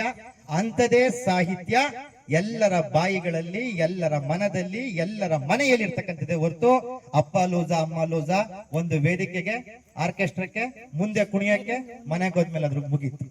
ಎಷ್ಟೇ ವರ್ಷ ಆಗ್ಲಿ, ಯಾವುದೇ ವೇದಿಕೆ ಕಾರ್ಯಕ್ರಮ ಆಗ್ಲಿ, ಕೊನೆಯಲ್ಲಿ ಒಂದು ಹಾಡತ್ತೆ, ಸತ್ಯ ಹರಿಶ್ಚಂದ್ರನ ಹಾಡು. ನಾವೆಲ್ಲರೂ ಸತ್ಯವಂತರಾಗಿರಬೇಕು ಅಂತ ಸಾರಿದಂತಹ ಆ ಸತ್ಯ ಹರಿಶ್ಚಂದ್ರನ ನಮಗೆ ಪರಿಚಯ ಮಾಡಿಸಿದಂತಹ ಒಂದು ಆ ಗೀತೆ ಇವತ್ತು ಎಲ್ಲರಿಗೂ ನಮಗೆ ಬರ್ತದೆ. ಹಲವಾರು ರಾಷ್ಟ್ರ ಪುರುಷರುಗಳನ್ನ ನಾವು ಪ್ರತಿನಿತ್ಯ ಮರ್ತೇ ಬಿಡ್ತೀವಿ. ಆದ್ರೆ ನಮ್ಮಲ್ಲಿ ಉಪಸ್ಥಿತರಿರುವ ಶ್ರೀಯುತ ಸುರೇಶ್ ಋಗ್ವೇದಿ ಅವರು ಹಾಗಲ್ಲ. 365 ದಿನಗಳಿದೆ ಅಂತ ಹೇಳಿದ್ರೆ ಸಾಮಾನ್ಯವಾಗಿ 300 ದಿನಗಳು ಅವರು ಒಂದು ಕಾರ್ಯಕ್ರಮ ಮಾಡ್ತಾ ಇರ್ತಾರೆ. ಯಾವ ಯಾವ ರಾಷ್ಟ್ರ ಪುರುಷರ ಜಯಂತಿ ಬರ್ತದೋ, ಯಾವ ಯಾವ ವಿಚಾರಗಳು ರಾಷ್ಟ್ರಕ್ಕೆ ಬೇಕು ಅನಿಸ್ತದೋ, ಯಾವ ಯಾವ ವಿಚಾರಗಳು ರಾಜ್ಯಕ್ಕೆ ಬೇಕು ಅನಿಸ್ತದೋ, ಯಾವ ಯಾವ ವಿಚಾರಗಳು ನಮ್ಮ ಭಾಷೆಗೆ ಬೇಕು ಅನಿಸ್ತದೋ ಅಂತಹ ಎಲ್ಲಾ ಕಾರ್ಯಕ್ರಮಗಳನ್ನ ಅತ್ಯಂತ ಯಶಸ್ವಿಯಾಗಿ ಜನತೆಗೆ ಮುಟ್ಟಿಸಿಕೊಂಡು ಬಂದಿರತಕ್ಕಂಥವರು ಶ್ರೀಯುತ ಸುರೇಶ್ ಋಗ್ವೇದಿ ಅವರು. ನಾವು ಒಂದು ದಿನದ ಈ ಕಾರ್ಯಕ್ರಮವನ್ನ ಮಾಡೋದಕ್ಕೆ ಸುಮಾರು 3-4 ಸಭೆಗಳು, ಜನಸಂಪರ್ಕಗಳು, ಮನೆಯಲ್ಲಿರೋರ್ಗೆ ಪ್ರಾಕ್ಟೀಸ್ ಮಾಡ್ಕೊಳ್ಳಿ, ಡ್ಯಾನ್ಸ್ ಪ್ರಾಕ್ಟೀಸ್ ಮಾಡಿ, ಮಕ್ಕಳಿಗೆ ಹಾಡು ಹೇಳಿಸಿ ಅಂತೆಲ್ಲ ಮಾಡ್ತಾ ಇದೀವಿ. ಸುವರ್ಣ ಕರ್ನಾಟಕ ಸಂಭ್ರಮನ ಹೆಸರಿನಲ್ಲಿ 50 ದಿನಗಳ ಕಾಲ ನಿರಂತರ ವಿವಿಧ ಕಡೆ ಕನ್ನಡ ರಾಜ್ಯೋತ್ಸವವನ್ನ ಮಾಡಿ ಈ ಸುವರ್ಣ ಕರ್ನಾಟಕಕ್ಕೆ ಒಂದು ಮೌಲ್ಯ ರೂಪವನ್ನ ಕೊಟ್ಟಿರ್ತಕ್ಕಂಥವರು ಶ್ರೀಯುತ ಸುರೇಶ್ ಋಗ್ವೇದಿ ಅವರು. ಇವರು ನಮ್ಮೆಲ್ಲರಿಗೂ ಆದರ್ಶ. ರಾಷ್ಟ್ರ ಪ್ರಶಸ್ತಿ, ಭಾರತ ಸರ್ಕಾರ ಕೊಡತಕ್ಕಂತಹ ರಾಷ್ಟ್ರ ಪ್ರಶಸ್ತಿಯನ್ನ ಪಡೆದಕ್ಕಿಂತವರು. ವಿಶೇಷವಾಗಿ ಇತಿಹಾಸ ಉಪನ್ಯಾಸಕರು. ಯಾವ ಇತಿಹಾಸವನ್ನು ನಾವು ಓದ್ತಿದ್ದೆವೋ, ಯಾವ ಇತಿಹಾಸದಿಂದ ನಾವು ಈ ಭಾರತದ ಭವ್ಯ ಪರಂಪರೆಯನ್ನು, ಪ್ರಪಂಚದ ಆಗು ಹೋಗುಗಳನ್ನ ತಿಳಿದುಕೊಂಡಿದ್ದೆವೋ ಅಂತಹ ಇತಿಹಾಸವನ್ನ ನನ್ನಂತಹ ಸಹಸ್ರ ವಿದ್ಯಾರ್ಥಿಗಳಿಗೆ ದಿನನಿತ್ಯ ಪಾಠ ಪ್ರವಚನಗಳ ಮಾಡಿ, ಯಾವ ಮನುಷ್ಯ ಇತಿಹಾಸವನ್ನ ಕಲಿಯುವುದಿಲ್ಲವೋ ಅವನು ಯಾವತ್ತೂ ಮುಂದೊಂದು ದಿನ ಇತಿಹಾಸವನ್ನ ನಿರ್ಮಿಸಲಾರ. ಅಂತಹ ಇತಿಹಾಸವನ್ನ ನಮಗೆಲ್ಲರಿಗೂ ಪರಿಚಯನ ಮಾಡತಕ್ಕಂತಹ ಶ್ರೀಯುತ ಸುರೇಶ್ ಋಗ್ವೇದಿ ಅವರು ಸಭೆಯನ್ನ ಉದ್ದೇಶಿಸಿ ಮಾತನಾಡಬೇಕು ಅಂತ ಕೇಳ್ಕೊತೀನಿ. ಆತ್ಮೀಯ ಎಲ್ಲ ಗೌರವಾನ್ವಿತರೆ, ಸಭಾಧ್ಯಕ್ಷರೇ ಹಾಗೂ ವೇದಿಕೆಯ ಮೇಲೆ ಉಪಸ್ಥಿತರಿರುವ ಎಲ್ಲ ನಾಗರಿಕ ಬಂಧುಗಳೇ ಹಾಗೂ ಗೌರವಾನ್ವಿತರೆ, ಮೈಸೂರು ನಗರ ಸಾಂಸ್ಕೃತಿಕ ನಗರ, ವಿಶ್ವದ ಸೌಂದರ್ಯದ ನಗರ, ಸ್ವಚ್ಛ ನಗರ, ಪಾರಂಪರಿಕ ನಗರ, ಸಂಸ್ಕೃತಿಯ ನಗರ. ಆ ಮೈಸೂರಿನಲ್ಲಿ ಸಂಸ್ಕೃತಿ ಕಟ್ಟುವ ಆ ರಾಜ ಪರಂಪರೆಯೊಂದಿಗೆ ಇಂದಿಗೂ ಕೂಡ ಆ ಪರಂಪರೆ ಮುಂದುವರೆದಿದೆ. ಮೂಕಾಂಬಿಕಾ ನಾಗರಿಕ ಹಿತರಕ್ಷಣಾ ಸಮಿತಿಯ ಮೂಲಕ ಕನ್ನಡ ಕಟ್ಟುವ ಕೆಲಸವನ್ನ ಸಾವಿರಾರು ವರ್ಷಗಳಿಂದ ಮಾಡಿದ ರಾಜ ಪರಂಪರೆಯ ನಾಡಿನಲ್ಲಿ ತಾವೆಲ್ಲರೂ ಕೂಡ ನಿರ್ವಹಣೆ ಮಾಡ್ತಾ ಇದ್ದೀರಿ. ಕನ್ನಡದ ಹಬ್ಬದ ಮೂಲಕ ಸಾಂಸ್ಕೃತಿಕ ಪ್ರಜ್ಞೆಯನ್ನ, ಕನ್ನಡದ ಮೌಲ್ಯವನ್ನ, ಕನ್ನಡದ ಸಂಸ್ಕೃತಿಯನ್ನ, ಎಲ್ಲಕ್ಕಿಂತ ಹೆಚ್ಚಾಗಿ ಮಾನವೀಯ ಮೌಲ್ಯದ ಏಕತೆಯನ್ನ ಇವತ್ತು ನಾನು ಈ ನಾಗರಿಕ ಸಮಿತಿಯ ಜನರಲ್ಲಿ ಕಂಡೆ. ಇದು ಬಹಳ ಆನಂದದ ಒಂದು ಬಡಾವಣೆ ಅಂತಲೇ ನಾನಾದ್ರೂ ಕೂಡ ಭಾವಿಸ್ತೇನೆ.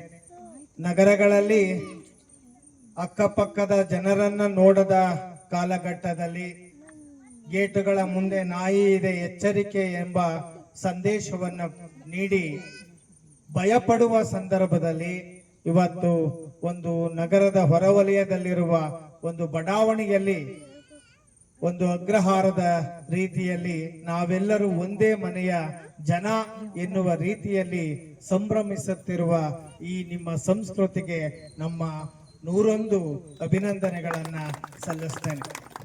ಬಂಧುಗಳೇ, ಸಂಸ್ಕೃತಿಯೇ ಅದು. ನಮ್ಮ ಪ್ರಾರ್ಥನೆಯನ್ನ ಸಲ್ಲಿಸಿದ ಮಗು ಮೈತ್ರೇಯಿಯಿಂದ ಆರಂಭವಾಯಿತು. ವರ್ಷಾರವರ ಭರತನಾಟ್ಯ ಆರಂಭ ಆಯಿತು. ಸಹೋದರಿಯರಿಂದ ನಾಡಗೀತೆ ಆರಂಭ ಆಯಿತು. ಸಾಂಸ್ಕೃತಿಕ ಚಟುವಟಿಕೆಗಳು ಆರಂಭವಾಗಲಿದೆ. ಒಂದು ಸಣ್ಣ ಆತ್ಮೀಯ ಒಡನಾಟದ ದೈವಿಕ ಶಕ್ತಿಯ ಹಿನ್ನೆಲೆಯಲ್ಲಿ ನಡೆಯುತ್ತಿರುವ ಈ ಕನ್ನಡ ರಾಜ್ಯೋತ್ಸವದ ಶುಭಾಶಯಗಳನ್ನ ತಮ್ಮೆಲ್ಲರಿಗೂ ಕೂಡ ತಿಳಿಸ್ತೇನೆ. ಸಹೋದರಿ ಮತ್ತು ನಮ್ಮ ಪುನೀತ್ ರವರು ಬಹಳಷ್ಟು ವಿಚಾರಗಳನ್ನ ಹೇಳಿದ್ದಾರೆ. ಕನ್ನಡ ನಾಡು ಇಡೀ ವಿಶ್ವದಲ್ಲೇ ಬಹಳ ವಿಶೇಷವಾದದ್ದು. ಲಿಪಿಗಳಲ್ಲೇ ಅತ್ಯಂತ ಸುಂದರವಾದ ಲಿಪಿ ವಿಶ್ವದಲ್ಲಿ ಇರ್ತಕ್ಕಂಥದ್ದು ಅದು ಕನ್ನಡ ಕನ್ನಡ ಕನ್ನಡ ಅಂತಕ್ಕಂಥ ಒಂದು ವಿಶೇಷವಾದಂತಹ ಒಂದು ಪರಂಪರೆ ನಮ್ಮದು. ಎಲ್ಲವೂ ಕನ್ನಡದ ಮೊದಲಿಗವೇ. ಕನ್ನಡವೇ ಸಾರ್ವಭೌಮ. 2000 ವರ್ಷಗಳ ಇತಿಹಾಸ ಇರ್ತಕ್ಕಂತಹ ಗಂಗರು, ಚಾಳುಕ್ಯರು, ಹೊಯ್ಸಳರು, ಮೈಸೂರು ಪರಂಪರೆ ಇವತ್ತು ಕನ್ನಡದ ಉಳಿವಿಗಾಗಿ ಸಾವಿರಾರು ಕಾರ್ಯೋನ್ಮತನ ಮಾಡಿರ್ತಕ್ಕಂಥದ್ದು. ಮೈಸೂರು ಮಹಾರಾಜ ಸಂಸ್ಕೃತಿಯನ್ನ, ಆ ಕನ್ನಡದ ಕಟ್ಟುವ ಕೆಲಸವನ್ನ ಮಾಡಿದಂತಹ ಮೊಟ್ಟ ಮೊದಲ ಸಂಸ್ಥಾನವೇ ಮೈಸೂರು ಸಂಸ್ಥಾನ. ಚಿಕ್ಕದೇವರಾಜ ಒಡೆಯರವರ ಕಾಲಘಟ್ಟದಲ್ಲಿ ಕರ್ನಾಟಕದ ಮೊದಲ ನಾಟಕ ರಚನೆಯಾದದ್ದೇ ಮೈಸೂರು ನಗರದಲ್ಲಿ. ಮಿತ್ರಾಮಿಂದ ಗೋವಿಂದ, ಅಂತಹ ಮಿತ್ರಾಮಿಂದ ಗೋವಿಂದವನ್ನ ಬರೆದಂತ ಸಿಂಗಾರಾರ್ಯರಿಗೆ ರಾಜಾಶ್ರಯವನ್ನ ನೀಡಿದ್ದು ಮೈಸೂರು ಪರಂಪರೆ. ಅದು ನಮ್ಮೆಲ್ಲರ ಹೆಮ್ಮೆ ಅಂತ ನಾವಾದ್ರೂ ಕೂಡ ಭಾವಿಸ್ತೇವೆ. ಸಂಗೀತ, ನೃತ್ಯ, ನಾಟಕ, ಶಿಲ್ಪಕಲೆ ಎಲ್ಲ ಕಲೆಗಳ ವೈಭವಕ್ಕೆ ಅನಾವರಣವನ್ನ ಮಾಡಿಕೊಟ್ಟುತ್ತಿರುವ ಈ ರಾಜ್ಯೋತ್ಸವದ ಒಂದು ಪರಂಪರೆ ಹಳ್ಳಿಗಳಲ್ಲಿ, ಗ್ರಾಮಗಳಲ್ಲಿ ನಡೆಯುತ್ತಿರುವುದು ಕನ್ನಡದ ಉಳಿವಿನ ಶಕ್ತಿಯಾಗಿದೆ. ಕನ್ನಡ ಜಾಗೃತ ಆಗಿದೆ ಅಂದ್ರೆ ಇಷ್ಟು ಸಂಖ್ಯೆಯಲ್ಲಿ ಆನಂದವಾಗಿ ಕುಳಿತು ನಮ್ಮ ಹಬ್ಬವಾಗಿ, ತಾಯಿಯ ಹೃದಯದ ಹಬ್ಬವಾಗಿ, ಬಹುಶಃ ಇದಕ್ಕೆ ಒಂದು ಭಾವನಾತ್ಮಕವಾದ ಸಂಬಂಧವಿದೆ, ಸಾಂಸ್ಕೃತಿಕ ಮೌಲ್ಯವಿದೆ, ಜೀವಂತಿಕೆಯ ಸ್ಫುಟಿಕತೆ ಇರ್ತಕ್ಕಂತಹ ಈ ಭಾಷೆಗೆ ಯಾವ ತಾಯಿಯ ಶಕ್ತಿ ಇರ್ತಕ್ಕಂಥದ್ದೇ ಆ ಮಾತೃಭಾಷೆಗೆ.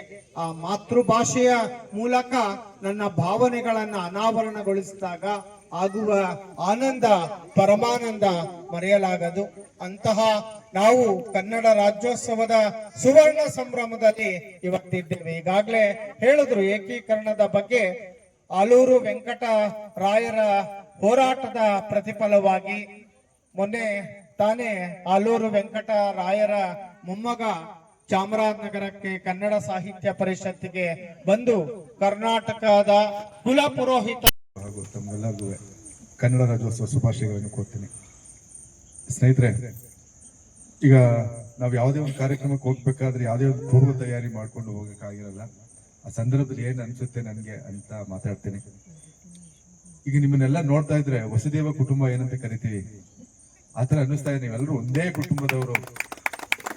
ಅದ್ ಯಾಕಂತ ಹೇಳಿದ್ರೆ ನಾನು ಎಷ್ಟೋ ಕಾರ್ಯಕ್ರಮಗಳಿಗೆ ಮುಖ್ಯ ಅತಿಥಿಗಳಾಗಿ ಕರೀತಾರೆ, ಅಲ್ಲೆಲ್ಲ ಬರೀ ಗಂಡಸರೇ ಇರ್ತಾರೆ. ಈಗ ಆಟೋ ಎಸ್ಪೆಷಲಿ ಅವರೆಲ್ಲ ಮೈಕ್ ಹಾಕೊಂಡ್ ಕೊನೆಗೆಲ್ಲ ಆದ್ಮೇಲೆ ನಮ್ಮ ಹತ್ರ ಭಾಷಣ ಮಾಡಿಸಿದ್ಮೇಲೆ ಡ್ಯಾನ್ಸ್ ಶುರು ಅವ್ರದ್ದು. ಆದ್ರೆ ಈ ಒಂದು ಮೈಸೂರಲ್ಲಿ ಮೂಕಾಂಬಿಕಾ ಬಡಾವಣೆಯಲ್ಲಿ ನೀವು ಹೆಣ್ಮಕ್ಳಿಂದ ಹಿಡಿದು ಸಣ್ಣ ಮಕ್ಕಳಿಂದ ಹಿಡಿದು ಎಲ್ರೂ ಒಂದು ಕನ್ನಡ ಹಬ್ಬ ತರ ನೀವು ಆಚರಣೆ ಮಾಡ್ತಾ ಇದ್ದಾರೆ. ನಿಜವಾಗ್ಲೂ ನಾ ಈ ತರ ಒಂದು ಬಡಾವಣೆಯಲ್ಲಿ ಈ ತರ ಜನಗಳು ಕನ್ನಡ ರಾಜ್ಯೋತ್ಸವ ಆಚರಣೆ ಮಾಡ್ಬೋದು ಅಂದ್ರೆ ಇಮ್ಯಾಜಿನೇಷನ್ ಇರ್ಲಿಲ್ಲ. ನಿಜವಾಗ್ಲೂ ನಿಮ್ಮೆಲ್ಲರನ್ನು ಬಹಳ ಅಭಿನಂದಿಸ್ತೀನಿ. ನಿಮ್ಗೆಲ್ಲರಿಗೂ ನೀವು ಇವತ್ತು ಸಣ್ಣದಾಗಿ ಕಾರ್ಯಕ್ರಮ ಮಾಡ್ತಾ ಇರ್ಬೋದು. ಪುನೀತ್ ಅವ್ರು ಹೇಳ್ತಾ ಇದ್ರು ಈ ಒಂದು ಬಡಾವಣೆಯಲ್ಲಿ ಗಣಪತಿ ಕೂರಿಸೋದ್ರಿಂದ ಹಿಡಿದು ಇನ್ನು ಯಾವುದೇ ಅನೇಕ ಕಾರ್ಯಕ್ರಮಗಳನ್ನ ನಾವು ಮಾಡ್ತಾ ಇರ್ತೀವಿ ಅಂತ. ಇಲ್ಲಿರೋ ಬಡಾವಣೆಗಳು ಎಲ್ಲರೂ ಮನೆಗಳು ಕಟ್ಬಿಟ್ರೆ ಈ ಸ್ಟೇಜ್ ಸಾಲಲ್ಲ, ಖಂಡಿತವಾಗಿ ಈ ಮೈಕು ಸಾಲಲ್ಲ, ಈ ವೇದಿಕೆನೂ ಸಾಲಲ್ಲ. ಸೊ ಅದು ಅತಿ ಬೇಗ ಎಷ್ಟು ಡೆವಲಪ್ಮೆಂಟ್ ಅಭಿವೃದ್ಧಿ ಆಗ್ತಾ ಇರ್ತದೆ ನಿಮ್ಗೆ ಗೊತ್ತಾಗುತ್ತೆ. ಬರೋ ವರ್ಷಕ್ಕೆ ಇನ್ನೂ ಜಾಸ್ತಿ ಆಗಿರ್ತಾರೆ, ಹಾಗಾಗಿ ಇನ್ನೂ ಚೆನ್ನಾಗಿ ಆಚರಣೆ ಮಾಡಿಸ್ತಾರೆ ಅಂತ ಅನ್ಕೋತಾ, ಈ ಪರಿಸರಕ್ಕೆ ಸಂಬಂಧಪಟ್ಟಂಗೆ ನಾವು ಮಾತಾಡ್ಬೇಕು ಅನ್ನೋದಾದ್ರೆ, ಈಗ ದೆಹಲಿಯಲ್ಲಿ ನಿಮ್ಗೆ ಗೊತ್ತು ಅತ್ಯಂತ ಕನಿಷ್ಠ ಮಟ್ಟದ ವರ್ಸ್ಟ್ ವಾತಾವರಣ ಇದೆ. ಅಲ್ಲಿ ಉಸಿರಾಡಕ್ಕೆ ಕಷ್ಟ ಆಗ್ತಾ ಇದೆ ಅಂತ. ಅಲ್ಲಿಗೆ ಸಣ್ಣ ಮಕ್ಳು ಯಾರು ಕಳಿಸ್ಲೇಬೇಡಿ ಅಂತ ಅಲ್ಲಿಗೆ ಹೇಳ್ತಾರೆ, ಅಲ್ಲಿಗೆ ದೆಹಲಿಗೆ ಅಂತ ಆ ಉಸಿರಾಟನ ಆಳ್ಲಿಕ್ಕೆ ಆಗಲ್ಲ ಅಂತ. ಬಟ್ ನನಗೆ ಯಾರೋ ಒಬ್ರು ವಾಟ್ಸ್ಆಪ್ ಕಳ್ಸಿದ್ರು ಇವತ್ತು. ಅಂತ ದೆಹಲಿನಲ್ಲಿ ಮನೆಗಳಲ್ಲಿ ಸಣ್ಣ ಸಣ್ಣ ಗಿಡಗಳನ್ನ, ಅಂದ್ರೆ ಅವರು ಪರಿಸರ ಪ್ರೇಮಿ ಮನೆ ಕಟ್ಕೊಂಡಿದ್ದಾರೆ. ಅಲ್ಲಿ ತಾಪಮಾನ ಎಷ್ಟು ಚೆನ್ನಾಗಿದೆ ಅಂತಂದ್ರೆ ತುಂಬಾ ಚೆನ್ನಾಗಿದೆ ಅಲ್ಲಿ, ಅಷ್ಟು ಮಟ್ಟಿಗೆ ಮನೆ ಇದೆ. ಹಾಗಾಗಿ ಪರಿಸರದಿಂದ ನಾವು ಶುದ್ಧ ಗಾಳಿನ ಪಡೆಯೋದ್ರ ಮುಖಾಂತರ ನಾವು ಆರೋಗ್ಯವನ್ನ ವೃದ್ಧಿಸ್ಕೋಬಹುದು ಅಂತ ಈ ಸಂದರ್ಭದಲ್ಲಿ ಅವರು ದೆಹಲಿಯಲ್ಲಿ ವಾಸ ಮಾಡ್ತಕ್ಕಂಥ ಜನ ಕಳಿಸ್ತಾರೆ. ಅದೊಂದು ವಾಟ್ಸಪ್ ಪೇಪರ್ಲಿ ಬಂದಿದೆ, ಅದನ್ನ ಪುನಃ ಕಳಿಸ್ತೀನಿ ನಾನು, ನೀವೆಲ್ಲ ನೋಡ್ಬೋದು ಅದನ್ನ. ಈಗ ನೋಡಿ, ಚಾಮರಾಜನಗರದಲ್ಲಿ ನಾವೆಲ್ಲ ಸಾಲು ಗಿಡಗಳೆಲ್ಲ ನೆಡ್ತಾ ಇದ್ದೀವಿ. ಈಗ ಅದಕ್ಕೋಸ್ಕರ ನಾನು ಒಬ್ಬನೇ ನೆಡ್ತಾ ಇದ್ದೀನಿ ಅಂತ ಹೇಳ್ತಾ ಇಲ್ಲ. ಸೊ ನಮ್ಮ ಜೊತೆಗೆ ಅನೇಕ ಸಂಘ ಸಂಸ್ಥೆಗಳ ಜೊತೆಗೆ ಫಾರೆಸ್ಟ್ ಡಿಪಾರ್ಟ್ಮೆಂಟ್ ಅವರು ನೆಡ್ತಾ ಇದ್ದಾರೆ. ಸೊ ಅದಕ್ಕೆ ಈ ಸರಿ ಕರ್ನಾಟಕಕ್ಕೆ ಫಸ್ಟ್ ಪ್ಲೇಸ್, ಮೊದಲನೇ ಸ್ಥಾನ ಬಂದಿದೆ ಸಾಲು ಗಿಡ ನೆಡೋದ್ರಲ್ಲಿ. ಅದನ್ನ ಮೊನ್ನೆ ಮುಖ್ಯಮಂತ್ರಿಗಳು ನಮ್ಮ ಜಿಲ್ಲಾಧಿಕಾರಿಗಳಿಗೆ ಕೊಟ್ಟಿದ್ದಾರೆ. ಸೊ ಆ ಸಂದರ್ಭದಲ್ಲಿ ನಮ್ಗೆ ಬಹಳ ಸಂತೋಷ ಅನ್ನಿಸ್ತಾ, ಅವ್ರ ಜೊತೆಗೆ ನಾವು ಇದೀವಲ್ಲ ಅಂತ. ಅಲ್ಲಿ ನಿಮ್ಗೆ ಗೊತ್ತಾದಂಗೆ ಸಾಲು ಗಿಡಗಳು ನೆಟ್ಟಿರೋ ಪರಿಣಾಮದಿಂದ ಶುದ್ಧ ಗಾಳಿಯನ್ನು ನಾವು ಪಡಿತಾ ಇದ್ದೀವಿ. ನಾನು ಬಂದ ತಕ್ಷಣ ಒಂದು ರೌಂಡ್ ಹೊಡೆದೆ ಇದು ಪಾರ್ಕ್ ಅನ್ನ. ನೀವೆಲ್ಲ ಮನಸ್ಸು ಮಾಡಿದ್ರೆ ಇದಕ್ಕಿಂತ ಚೆನ್ನಾಗಿ ಮಾಡ್ಬೋದು ಈ ಪಾರ್ಕ್ ಅನ್ನ ಅಂತ ನನ್ಗನ್ಸುತ್ತೆ. ಯಾಕಂದ್ರೆ ಇವೆಲ್ಲ ಸಣ್ಣ ಸಣ್ಣ ಗಿಡ ಇದೆ, ನೀವೇ ನೋಡ್ತಿರ್ತೀರಾ. ಇನ್ನೊಂದು 5 ವರ್ಷ ಬಿಟ್ಟು ನೋಡಿ, ಈ ಒಂದು ಪಾರ್ಕಿನ ಸೌಂದರ್ಯನೇ ಬೇರೆ ತರ ಇರುತ್ತೆ. ಹಾಗಾಗಿ ನೀವೆಲ್ಲರೂ ಇಲ್ಲಿ ಇರ್ತಕ್ಕಂಥ ಗಿಡಗಳನ್ನ ತಮ್ಮ ಮಕ್ಕಳ ತರನೇ ಪೋಷಣೆ ಮಾಡ್ಕೊಂಡ್ರೆ ಅದು ನಾಳೆ ನಿಮಗೇನೆ ಒಳ್ಳೆ ಗಾಳಿ ಕೊಡುತ್ತೆ. ಈ ಒಂದು ಪರಿಸರ ಸುಂದರವಾದ ಶುದ್ಧ ಗಾಳಿಯನ್ನ ನೀಡೋದ್ರ ಮುಖಾಂತರ ನಿಮ್ಗೆ ಕಣ್ಣಿಗೂ ಸಹಿತ ಹಬ್ಬ ನೀಡುತ್ತೆ. ಯಾವಾಗ ನಾವು ಕಣ್ಣಿಂದ ನಾವು ಗ್ರೀನ್ ಅನ್ನ ಅಂದ್ರೆ ಹಸಿರನ್ನ ನೋಡ್ತೀವಿ, ಅವಾಗ ಕಣ್ಣಿನ ಆರೋಗ್ಯ ಚೆನ್ನಾಗಿರುತ್ತೆ ಅಂತ ಅನ್ಕೋತೀನಿ. ಈ ಒಂದು ಪರಿಸರದಲ್ಲಿ ನೀವು ನೆರಳಿಗೋಸ್ಕರ ಗಿಡ ನೆಡೋದ್ರ ಜೊತೆಗೆ ಪ್ರಾಣಿ ಪಕ್ಷಿಗಳಿಗೆ ಆಹಾರ ಆಗ್ತಕ್ಕಂಥ ಒಂದು ಗಿಡಗಳನ್ನ ನೆಟ್ಟು ಪೋಷಣೆ ಮಾಡಬೇಕು ಅಂತ ನನ್ನ ಒಂದು ಮನವಿ ಇದೆ. ಸೊ ಈ ಸಂದರ್ಭದಲ್ಲಿ ಈ ಒಂದು ಮೂಕಾಂಬಿಕಾ ಬಡಾವಣೆಯಲ್ಲಿ ಯುವ ನಾಯಕರಾಗಿ ಪಡೆದಿರ್ತಕ್ಕಂಥ ಶ್ರೀಯುತ ಪುನೀತ್ ಅವರು ಪ್ರತಿಯೊಂದು ಬಡಾವಣೆಯಲ್ಲಿ ಇದ್ರೆ ಎಷ್ಟು ಚೆನ್ನಾಗಿರುತ್ತೆ ಅನ್ಕೋತಾರೆ. ಯಾಕೆಂತಂದ್ರೆ ಅಲ್ಲಿ ಮನೆ ಕಟ್ಕೋತಾರೆ, ಆ ಬಡಾವಣೆಯಲ್ಲಿ ಇರ್ತಾರೆ, ಅವ್ರ ಮನೆಗೆ ಅವ್ರು ಸೀಮಿತ ಆಗಿರ್ತಾರೆ. ಆದ್ರೆ ಪುನೀತ್ ಅವರು ಎಲ್ಲಾರನ್ನೂ ಒಟ್ಟಿಗೆ ಸೇರಿಸ್ಬೇಕು, ಎಲ್ಲಾರನ್ನೂ ಕಾರ್ಯಕ್ರಮ ಮಾಡ್ಬೇಕು, ಎಲ್ಲಾರನ್ನೂ ಒಂದ್ ಕಡೆ ಒಂದು ಒಳ್ಳೆ ಮಾರ್ಗದಲ್ಲಿ ಕರ್ಕೊಂಡು ಹೋಗ್ಬೇಕು ಅಂತ ಹೇಳಿ ಅವರು ನಿಮ್ನೆಲ್ಲರ ಒಂದು ನೇತೃತ್ವ ವಹಿಸ್ಕೊಂಡಿದ್ರಿ ಅಂತ ತಪ್ಪಾಗಲ್ಲ. ಯಾಕೆಂದ್ರೆ ಆ ಒಂದು ಸ್ಥಾನ ಇದೆಯಲ್ಲ, ಅದು ತುಂಬಾ ಕಷ್ಟವಾಗಿರುತ್ತೆ. ಆದ್ರೂ ನಿಮ್ಗೋಸ್ಕರ ಅವ್ರಿಗೋಸ್ಕರ ಈ ಒಂದು ಬಡಾವಣೆನ ನಮ್ಮ ಚಾಮರಾಜನಗರ ಮೈಸೂರಿನಲ್ಲಿ ಒಂದು ಉನ್ನತ ಮಟ್ಟದಲ್ಲಿ ತಗೊಂಡೋಗ್ಬೇಕು. ಈ ಒಂದು ಬಡಾವಣೆ ಹೆಸರು ಕಲಾಮಂದಿರದಲ್ಲಿ, ಮೈಸೂರು ಅರಮನೆಯಲ್ಲಿ, ಇದು ದೊಡ್ಡ ಯುವ ದಸರಾದಲ್ಲಿ ಎಲ್ಲಾರು ಒಂದ್ ಕಡೆ ಮೂಕಾಂಬಿಕೆ ಬಡಾವಣೆಯ ಈ ವಿದ್ಯಾರ್ಥಿನಿ ಅಂತ ಹೇಳಿದಾಗ ನಿಮ್ಗೆಲ್ಲ ಎಷ್ಟು ಖುಷಿ ಆಗುತ್ತಲ್ಲ. ಸೊ ಆ ಒಂದು ಸಾಧನೆ ಮಾಡ್ತಕ್ಕಂಥದ್ದು ಈಗ ಅದ್ವೈತ ಇದ್ದಾನೆ, ಈಗ ವರ್ಲ್ಡ್ ರೆಕಾರ್ಡ್ ಪಡೆದಿರ್ತಕ್ಕಂಥದ್ದು ನೀವೆಲ್ಲ ಹೆಮ್ಮೆ ಹೇಗ್ ಪಡ್ತೀರೋ ಹಾಗೇನೆ ಇಲ್ಲಿ ನೋಡಿ, ಈ ವೇದಿಕೆನ ಆಕ್ಚುಲಿ ನಿಜವಾಗ್ಲೂ ಮಾಡಿರ್ತಕ್ಕಂಥದ್ದು ಹೊರಗಡೆಯಿಂದ ಬಂದಿರೋ ಪ್ರತಿಭೆಗಳಿಗೆ ಮಾಡಿರ್ತಕ್ಕಂಥದ್ದಲ್ಲ. ಇಲ್ಲೇ ಇರುವ ಒಂದು ಪ್ರತಿಭೆಗಳನ್ನ ಗುರುತಿಸ್ಬೇಕು, ಅವ್ರನ್ನ ನಾವು ಬೆಳೆಸ್ಬೇಕು ಅನ್ನೋ ಉದ್ದೇಶದಿಂದ ಈ ಒಂದು ವೇದಿಕೆ ಮಾಡಿದ್ದಾರೆ. ಇದನ್ನೆಲ್ಲ ಸದ್ಬಳಕೆ ಮಾಡ್ಕೋಬೇಕು ಅಂತ ಹೇಳ್ಕೊತಾ, ಆಮೇಲೆ ನೀವು ಕಲ್ತಿರ್ತಕ್ಕಂಥ ಸಂಕೋಚದಿಂದ ಮನಸ್ಸಲ್ಲಿ ಇಟ್ಕೊಂಡು ನೀವು ಮನೆಯಲ್ಲೇ 4 ಗೋಡೆಗಳ ಮಧ್ಯೆ ನೀವು ಇಟ್ಕೋಬಾರ್ದು. ಇಂಥ ವೇದಿಕೆಯಲ್ಲಿ ಬಳಸ್ಕೊಂಡು ನೀವು ನಿಮ್ಮ ಒಂದು ಪ್ರತಿಭೆಯನ್ನ ಸಾರ್ವಜನಿಕವಾಗಿ ಬಳಸ್ಬೇಕು ಅಂತ ಹೇಳ್ಕೊತಾ, ಆಮೇಲೆ ಮೇಡಮ್ ಭಾಷಣ ಮಾಡ್ತಾ, ನನಗೆ ಇವತ್ತು ಎಷ್ಟೋ ಫಂಕ್ಷನ್ ಗಳಿಗೆ ನಾವು ಹೋಗ್ತೀನಲ್ಲ, ಅಲ್ಲಿ ನಾನು ಮಾತಾಡ್ಬೇಕು ಅಂತ ಹೋಗೋದೇ ಇಲ್ಲ, ಬೇರೆಯವ್ರು ಏನೇನ್ ಮಾತಾಡ್ತಾರೆ ಕೇಳ್ಕೋಬೇಕು. ನಮ್ಗೆ ಜ್ಞಾನ ಸ್ವಲ್ಪ ಕಡಿಮೆ ಇದೆ. ನಮ್ಗೇನಿದ್ರು ಆರಕೋಲ್ ತಗೊಳ್ಳೋದು, ಗುಂಡಿ ಹೊಡಿಯೋದು, ಗಿಡ ನೆಡೋದು ಹಿಂಗಿರುತ್ತೆ. ನಿಮ್ಗೆ ಎಷ್ಟು ತೆರಿಗೆ ಕಟ್ಟಿಸ್ಬೇಕು ಅಂತಂದ್ರೆ ಕ್ಯಾಲ್ಕುಲೇಷನ್ ಮಾಡ್ತೀವಿ, ಇಷ್ಟು ತೆರಿಗೆ ಕಟ್ಟಿ ಅಂತ GST ಇನ್ಕಮ್ ಟ್ಯಾಕ್ಸ್ ಬಗ್ಗೆ ಹೇಳ್ತೀವಿ. ಆದ್ರೆ ಈ ಕನ್ನಡ ಇದ್ರ ಬಗ್ಗೆ ಎಷ್ಟು ಮಟ್ಟಿಗೆ ಮೊದಲುಗಳು ಹೇಳಿದ್ರು, ಎಷ್ಟು ಖುಷಿ ಆಯ್ತದೆ ಅಂತ ದಯವಿಟ್ಟು ಆ ಒಂದು ಲಿಸ್ಟ್ ನಂಗೆ ವಾಟ್ಸ್ಆಪ್ ಕಳಿಸ್ಕೊಡ್ಬೇಕು ಅಂತ ಕೇಳ್ಕೊಂತ. ಯಾಕಂದ್ರೆ ನಾವು ನಮ್ಮ ಮಕ್ಕಳಿಗೆಲ್ಲ ಹೇಳ್ಕೊಡ್ಬೇಕು. ಎಷ್ಟೋ ಜನಕ್ಕೆ ದೊಡ್ಡವರಿಗೆ ಗೊತ್ತಿರಲ್ಲ ಈ ವಿಷಯಗಳೆಲ್ಲ. ಇದೆಲ್ಲ ತಿಳ್ಕೊಳ್ಳೋದು, ನಾವು ತಿಳ್ಕೊಳ್ಳೋದು ಬೇರೆ, ಇನ್ನಾರು ತಿಳ್ಕೊಳಕಾಗುತ್ತೆ. ಹಾಗಾಗಿ ಅದನ್ನ ನಮ್ಗೆ ಕಳ್ಸ್ಕೊಡ್ಬೇಕು ಅಂತ ಹೇಳಿ ಪುನೀತ್ ಸರ್ ಹತ್ರ ಕೇಳ್ಕೊತಿದ್ರಿ ಮೇಡಮ್. ಜೊತೆಗೆ ಇದರಲ್ಲಿ ಕನ್ನಡ ಚಿತ್ರರಂಗದಲ್ಲಿ ಜ್ಞಾನಪೀಠವನ್ನ ಗುರುತಿಸುವುದು, ಪ್ರೋತ್ಸಾಹಿಸುವುದು ನಮ್ಮೆಲ್ಲರ ಕರ್ತವ್ಯ. ನಮ್ಮ ಬಡಾವಣೆಯ ಪ್ರತಿ ಮಗುವು ಸಹ ಬೆಳೆಯಲಿ ಎಂಬುದೇ ನಮ್ಮ ಉದ್ದೇಶ. ನೀಡಿದೆ ಕರುನಾಡ ರತ್ನ ಪ್ರಶಸ್ತಿ ಹಾಗೂ ಶ್ಲೋಕ ಸ್ಕಾಲರ್ ಪ್ರಶಸ್ತಿಯನ್ನ ಪಡೆದಿರುವ ಚಿರಂಜೀವಿ ಪೃಥು ಅದ್ವೈತ್ರವರು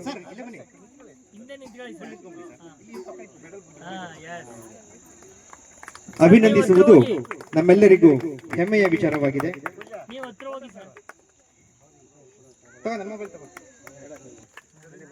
ಕರಣ್ ಕೀರ್ತಿ ಜೈನ್,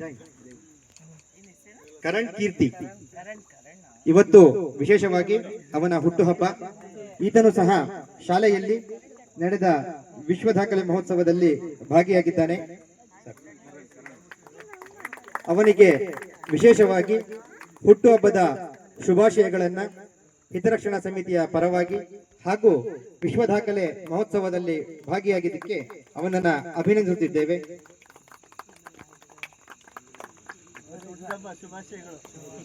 ಪ್ರದರ್ಶಿಸಿ ಸತತ 1 ವರ್ಷಗಳ ಕಾಲ ಮುಂದಿನ ರಾಷ್ಟ್ರ ಜಾಗೃತಿ ಅಭಿಯಾನ ಆಗುವ ತನಕ ಕೇಂದ್ರ ಅಂತ ಸ್ಥಾಪನೆಯನ್ನ ಮಾಡಿಕೊಂಡು ಸುಮಾರು 75 ಮಕ್ಕಳ 102 ಬ್ಯಾಚ್ಗಳನ್ನ ಮಾಡಿದ್ವಿ.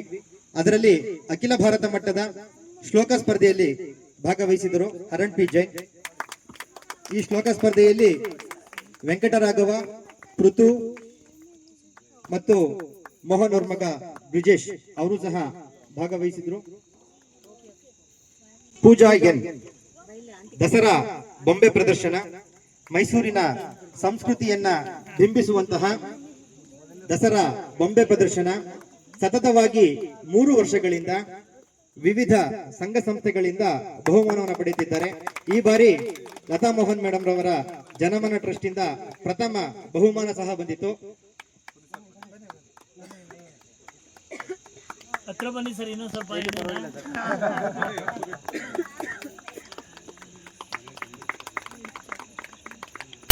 ಮತ್ತಷ್ಟು ಸಾಧಕರು ಮುಂದಿನ ವೇದಿಕೆಗೆ ಏನು ವೇದಿಕೆ ಸಭಾ ಕಾರ್ಯಕ್ರಮವಾಯಿತು ಅದರ ಹೆಚ್ಚಿನ ಕಾರ್ಯಕ್ರಮ ಈ ಪ್ರತಿಭಾ ಪುರಸ್ಕಾರಕ್ಕೆ ಸಮಯ ತಗೋಬೇಕು. ಹಾಗೆ ನಮ್ಮ ಮಕ್ಕಳು ಮೈಸೂರಿನಲ್ಲಿ ಹೊರಗಡೆ ಯಾವುದೇ ಅವಕಾಶಗಳು ಬಂದರೂ ಸದುಪಯೋಗನ ಪಡಿಸಿಕೊಂಡು ಅಲ್ಲಿ ಭಾಗವಹಿಸಿ ನಮ್ಮ ಬಡಾವಣೆಗೆ ಹೆಮ್ಮೆಯನ್ನ ತರಬೇಕು ಅಂತ ಹೇಳಿ ಕೇಳ್ಕೊತೇನೆ. ನಮ್ಮ ಮೂಕಾಂಬಿಕ ಸಮೃದ್ಧಿ ಬಡಾವಣೆಯಲ್ಲಿ ಎಲ್ಲ ಮೂಕಾಂಬಿಕ ಸಮೃದ್ಧಿ ಬಡಾವಣೆ ನಿವಾಸಿಗಳ ಹಿತರಕ್ಷಣಾ ಸಮಿತಿ ತಮ್ಮೆಲ್ಲರ ಸಹಕಾರದಿಂದ ಒಗ್ಗಟ್ಟಿನಿಂದ ಮಾಡುತ್ತಾ ಬಂದಿದ್ದೇವೆ. ಇದು ನಮ್ಮ 2ನೇ ರಾಜ್ಯೋತ್ಸವ ಸಮಾರಂಭ. ಮುಂದಿನ ದಿನಗಳಲ್ಲೂ ಇದೇ ಉತ್ಸಾಹ ಹಾಗೂ ಪ್ರೋತ್ಸಾಹಗಳಿಂದ ಮತ್ತಷ್ಟು ಸಾಮಾಜಿಕ ಹಾಗೂ ಧಾರ್ಮಿಕ ಕಾರ್ಯಕ್ರಮ ಮಾಡೋಣ. ಆಗಮಿಸಿರುವ ಗಣ್ಯರು ಈಗಾಗಲೇ ಹಲವು ವಿಚಾರಗಳನ್ನು ತಮ್ಮ ಬಳಿ ಹೇಳಿದ್ದಾರೆ. ನಾವೆಲ್ಲ ಕನ್ನಡ ಮಾಧ್ಯಮದಲ್ಲಿ ಓದಿ ಭಾರತ ಸರ್ಕಾರದ ವಿವಿಧ ಕರ್ತವ್ಯ ನಿರ್ವಹಿಸಿದ್ದು ನಿವೃತ್ತಿ ಹೊಂದಿದ್ದೇವೆ. ಕನ್ನಡ ನಮ್ಮ ಆಡಳಿತ ಭಾಷೆಯಲ್ಲಿ ನಮ್ಮ ಮಾತೃಭಾಷೆಯ ಮನಸ್ಸು ಭಾಷೆ ಮನದ ಭಾಷೆ. ಇದು ಇಂಗ್ಲಿಷ್ ವ್ಯಾಮೋಹದಿಂದ ಮನೆಯಲ್ಲಿ ಮಕ್ಕಳೊಂದಿಗೆ ಇಂಗ್ಲಿಷಿನಲ್ಲಿಯೇ ಮಾತನಾಡುತ್ತಿದ್ದೇವೆ.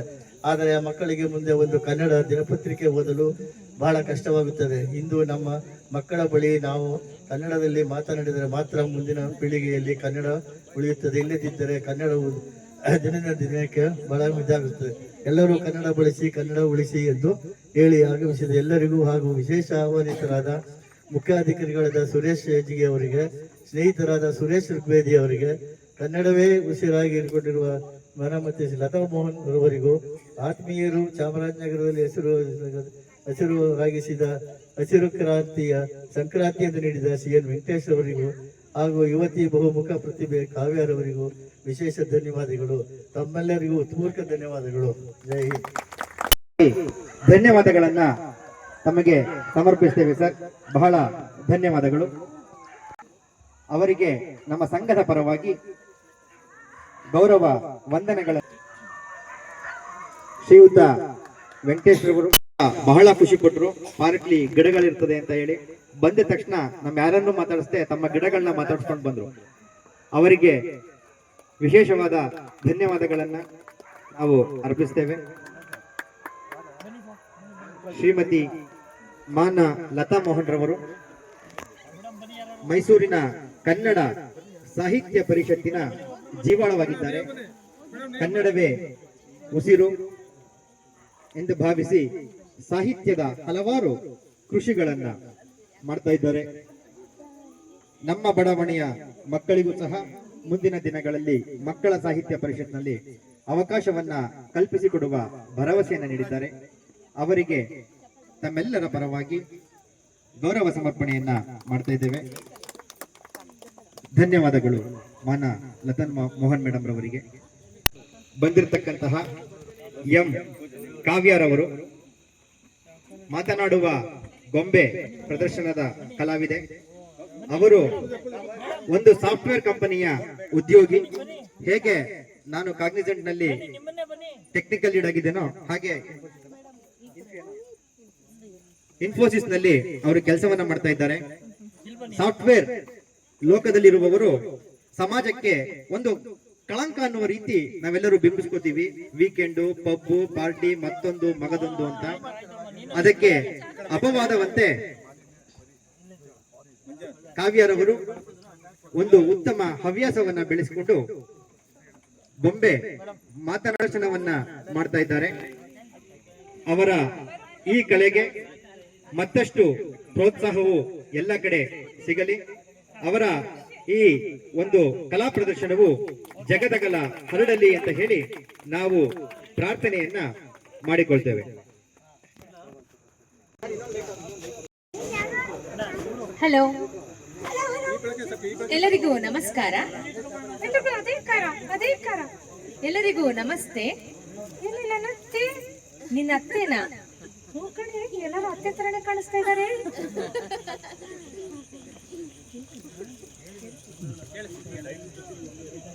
ಎಲ್ಲರಿಗೂ ನಮಸ್ತೆ.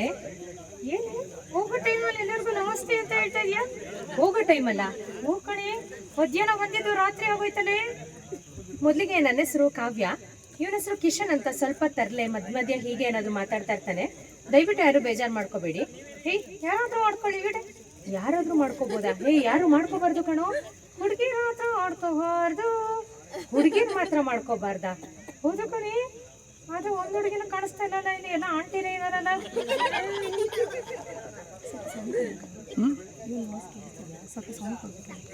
ಸ್ವಲ್ಪ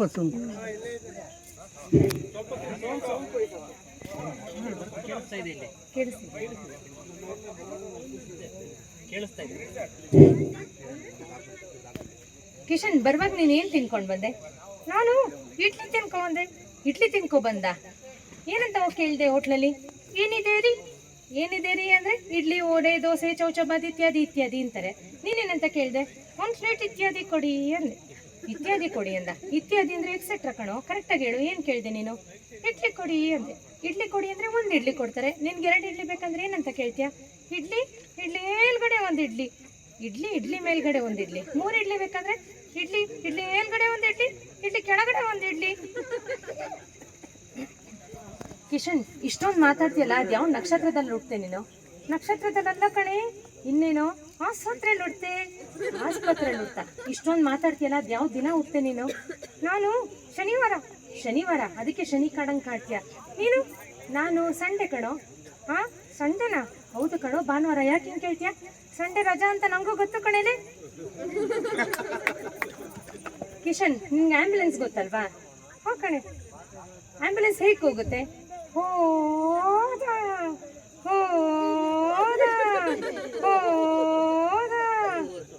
ಎಮರ್ಜೆನ್ಸಿ ಇದ್ರೆ ಹೋದ ಹೋಗೇ ಬಿಟ್ಟ.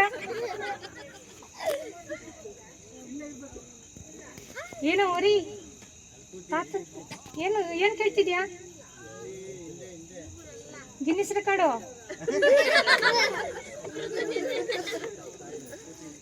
ಸರಿ ಕಿಶನ್, ಇಲ್ಲಿ ಬಂದಿರೋರ್ಗೆಲ್ಲ ಒಂದು ಕತೆ ಹೇಳು. ಕತೆ ಹೇಳ? ಆಲ್ರೆಡಿ ಎಲ್ಲ ನಿದ್ದೆ ಮಾಡ್ತಾ ಇದ್ದಾರೆ ಅನ್ಸ್ಕೊಂತ ಕಣೆ. ಹಿಂದಗಡೆ ತಾತ ಎಲ್ಲ ನಿದ್ದೆ ಮಾಡ್ತಿದ್ದಾರೆ. ಕತೆ ಹೇಳ? ಕೇಳಿಸ್ಕೊತಿದ್ದೀರಾ? ಒಂದೂರಲ್ಲಿ ಎಲ್ಲ ಜೋರಾಗಿ, ಒಂದೂರಲ್ಲಿ ಯಾರೂ ಇಲ್ಲಂತೆ. ನೆಕ್ಸ್ಟ್ ಯಾರು ಇರ್ಲಿಲ್ಲ ಅಂತ ಹೇಳಿಲ್ಲ. ಕತೆ ಎಲ್ಲಿಂದ ಹೇಳೋದು? ಕಿಶನ್, ಇಷ್ಟೊಂದು ಮಾತಾಡ್ತೀಯಲ್ಲ, ನಾನು ಕೇಳೋ ಪ್ರಶ್ನೆಗೆ ಉತ್ತರ ಹೇಳ್ತೀಯಾ? ಹೋ ಕಣೆ. 4 ಎಷ್ಟು? 44. 44? No, 4 + 4 how much? 44. 44? ಸಣ್ಣ ಮಕ್ಕಳನ್ನ ಕೇಳಿದ್ರೆ ಹೇಳ್ತಾರೆ. 4 ಎಷ್ಟು?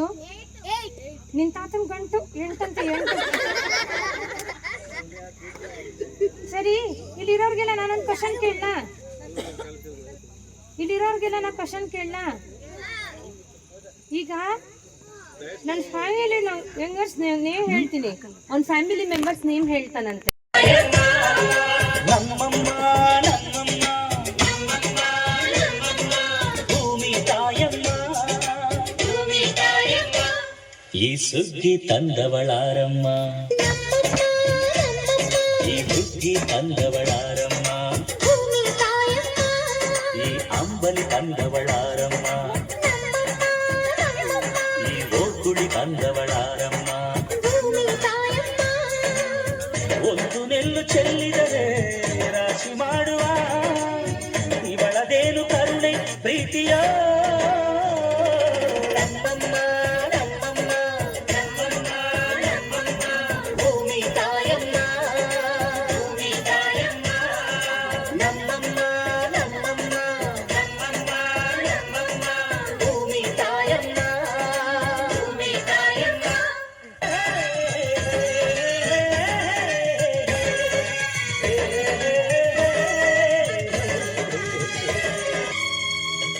ಈ ಚಿನ್ನಮ್ಮ ನಮ್ಮಮ್ಮನಿಗೆ, ಈ ಗಂಗಮ್ಮ ನಮ್ಮಮ್ಮನಿಗೆ ಚೊಚ್ಚಲ ಮಗಳಮ್ಮ, ಹೆಚ್ಚಲ ಮಗಳಮ್ಮ. ಆ ಮಂಜಮ್ಮ ನಮ್ಮಮ್ಮನಿಗೆ, ಈ ಗಾಯಮ್ಮ ನಮ್ಮಮ್ಮನಿಗೆ ಹತ್ತಿರದವಳಮ್ಮ, ಬಿಟ್ಟಿರದವಳಮ್ಮ. ನಮ್ಮ ಅಮ್ಮ ನೂರಿನ ಬಳಗ ತುಂಬಾ ತುಂಬಾ ಹಿರಿದಮ್ಮ, ಇವಳಿಗೀಗ ಶರಣು ಶರಣು ಶರಣು ಕೋಟಿ ಶರಣಮ್ಮ. ಈ ಸುಗ್ಗಿ ತಂದವಳಾರಮ್ಮ, ನಮ್ಮಮ್ಮ ನಮ್ಮಮ್ಮ ಈ ಹುಗ್ಗಿ ತಂದವಳಾರಮ್ಮ, ಭೂಮಿ ತಾಯಮ್ಮ, ಈ ಅಂಬಲಿ ತಂದವಳಾರಮ್ಮ, ನಮ್ಮಮ್ಮ ನಮ್ಮಮ್ಮ ಈ ಓಕುಳಿ ತಂದವಳಾರಮ್ಮ. ಭೂಮಿ ತಾಯಮ್ಮ. ಒಂದು ನೆಲ್ಲು ಚೆಲ್ಲಿದರೆ ರಾಶಿ ಮಾಡುವ ಇವಳದೇನು ಕರುಣೆ ಪ್ರೀತಿಯ. ನಮ್ಮಮ್ಮ ನಮ್ಮಮ್ಮ ನಮ್ಮಮ್ಮ ನಮ್ಮಮ್ಮ ಭೂಮಿ ತಾಯಮ್ಮ, ಭೂಮಿ ತಾಯಮ್ಮ.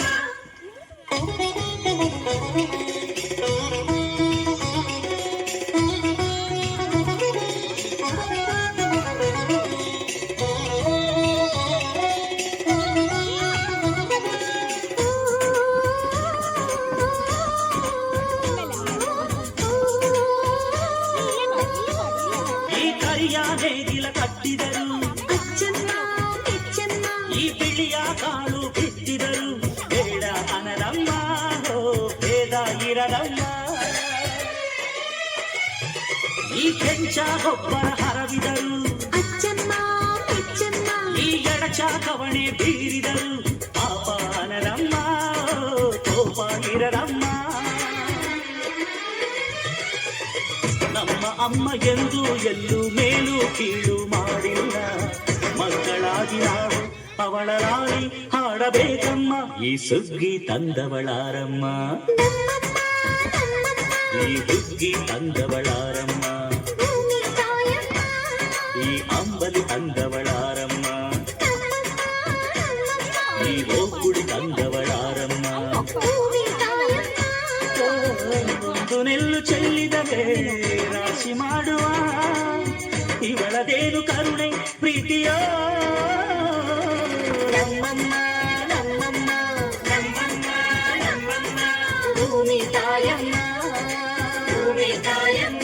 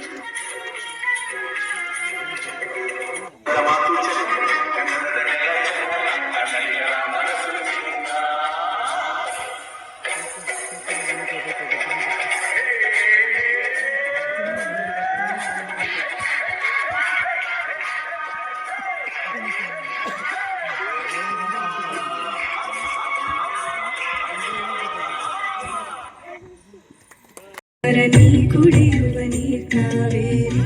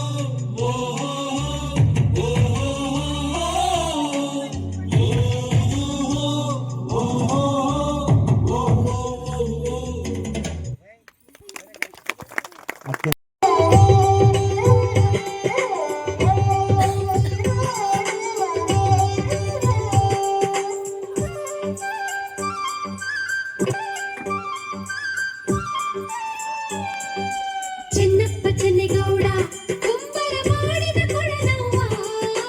ಚೆನ್ನಪ್ಪ ಚೆನ್ನೇಗೌಡ ಕುಂಬರ ಮಾಡಿದ ಕೊಡನವ್ವ. ಚಂದಕ ತಂದೇನಾ ತಂಗಿ ನೀರಿಗೆ ಬಂದೇನಾ. ಚಂದಕ ತಂದೇನಾ ತಂಗಿ ನೀರಿಗೆ ಬಂದೇನಾ.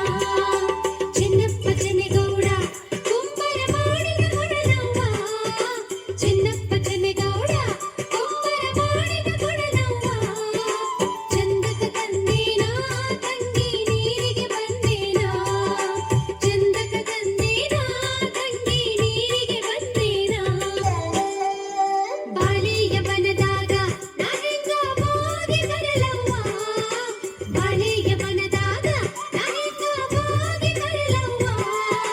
ಬಾಳೆಯ ಕೊನೆವಾಗಿ ನನ್ನ ಬೆನ್ನು ತಾಕಿತ್ತ. ಬಾಳೆಯ ಕೊನೆವಾಗಿ ನನ್ನ ಬೆನ್ನು ತಾಕಿತ್ತ. 639 ಚಿತ್ರದ ಕೊಡನವ್ವ.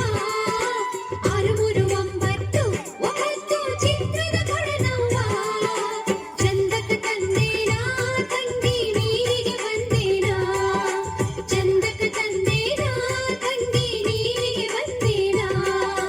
ಚೆನ್ನಪ್ಪ ಚೆನ್ನೇಗೌಡ ಕುಂಬರ ಮಾಡಿದ ಕೊಡನವ್ವ. ಚಂದಕ ತಂದೇನಾ ತಂಗಿ ನೀರಿಗೆ ಬಂದೇನಾ. ಭಾಗ್ಯದ ಬಲಿಗಾರ ಹೋಗಿ ಬಾಳಂತವರಿಗೆ. ಭಾಗ್ಯದ ಬಲಿಗಾರ ಹೋಗಿ ಬಾಳಂತವರಿಗೆ. ನಿನ್ನ ತವರೂರ ನಾನೇನು ಬಲ್ಲೆನು. ನಿನ್ನ ತವರೂರ ನಾನೇನು ಬಲ್ಲೆನು. ಗೊತ್ತಿಲ್ಲ ಎನಗೆ ಗುರಿಯಿಲ್ಲ ಎಲೆಬಾಲೆ. ಗೊತ್ತಿಲ್ಲ ಎನಗೆ ಗುರಿಯಿಲ್ಲ ಎಲೆಬಾಲೆ. ತೋರಿಸುಬಾರೆ ತವರು. ತಾಳೆ ಆಡುತ್ತವೆ ಗಾಳ ತಿರುಗುತ್ತವೆ ನವಿಲು ಸಾರಂಗ. ನಲಿತಾವೆ ಬಳಿಗಾರ ಅದೇ ಕಾಣ ನನ್ನ ತವರೂರು. ಮುತ್ತೈದೆ ಎಲೆಹಣ್ಣೆ ತೋರುಬಾರೆ ತವರೂರ.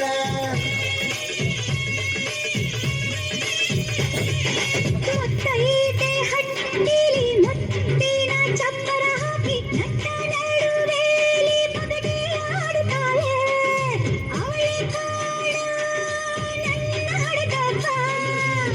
ನಿನ್ನ ತವರೂರ ನಾನೇನು ಬಲ್ಲೆನು. ಗೊತ್ತಾಯ್ತು ಎನಗೆ ಗುರಿಯಾಯ್ತು ಎಲೆಹಣ್ಣೆ. ಹೋಗಿ ಬರ್ತೀನಿ ತವರಿಗೆ.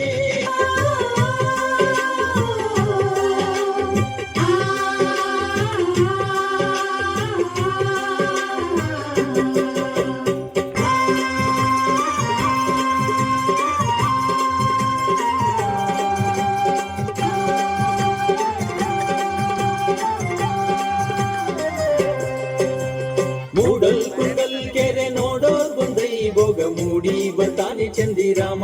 ಆನಂದನೋ ಮೂಡಿ ಬರ್ತಾನೆ ಚಂದಿರಾಮ. ಅಂತಂತ್ರಿಸ್ ನೋಡೋರ್ಗೆ ಎಂಥ ಕುಂಡಲ್ ಕೆರೆ. ಸಂತೆ ಹಾದಿಲಿ ಕಲ್ಲು ಕಟ್ಟೆ ಆನಂದನೋ ಸಂತೆ ಹಾದಿಲಿ ಕಲ್ಲು ಕಟ್ಟೆ. ಮೂಡಲ್ ಕುಂಡಲ್ ಕೆರೆ ನೋಡೋ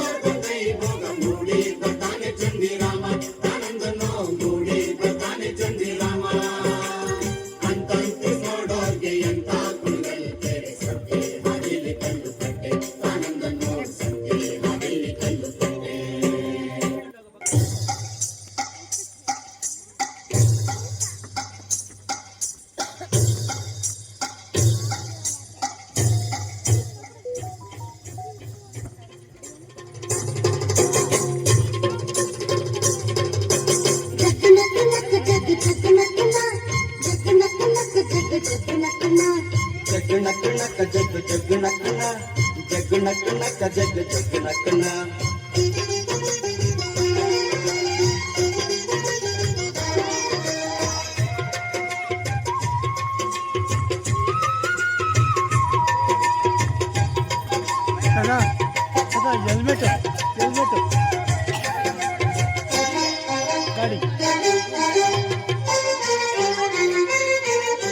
ಸುಗ್ಗಿ ಕಾಲ ಹಿಕ್ಕಿ ಬಂದಿತೋ ನಮ್ಮ ಬಾಳಿನಲ್ಲಿ ಭಾಗ್ಯ ತಂದಿತೋ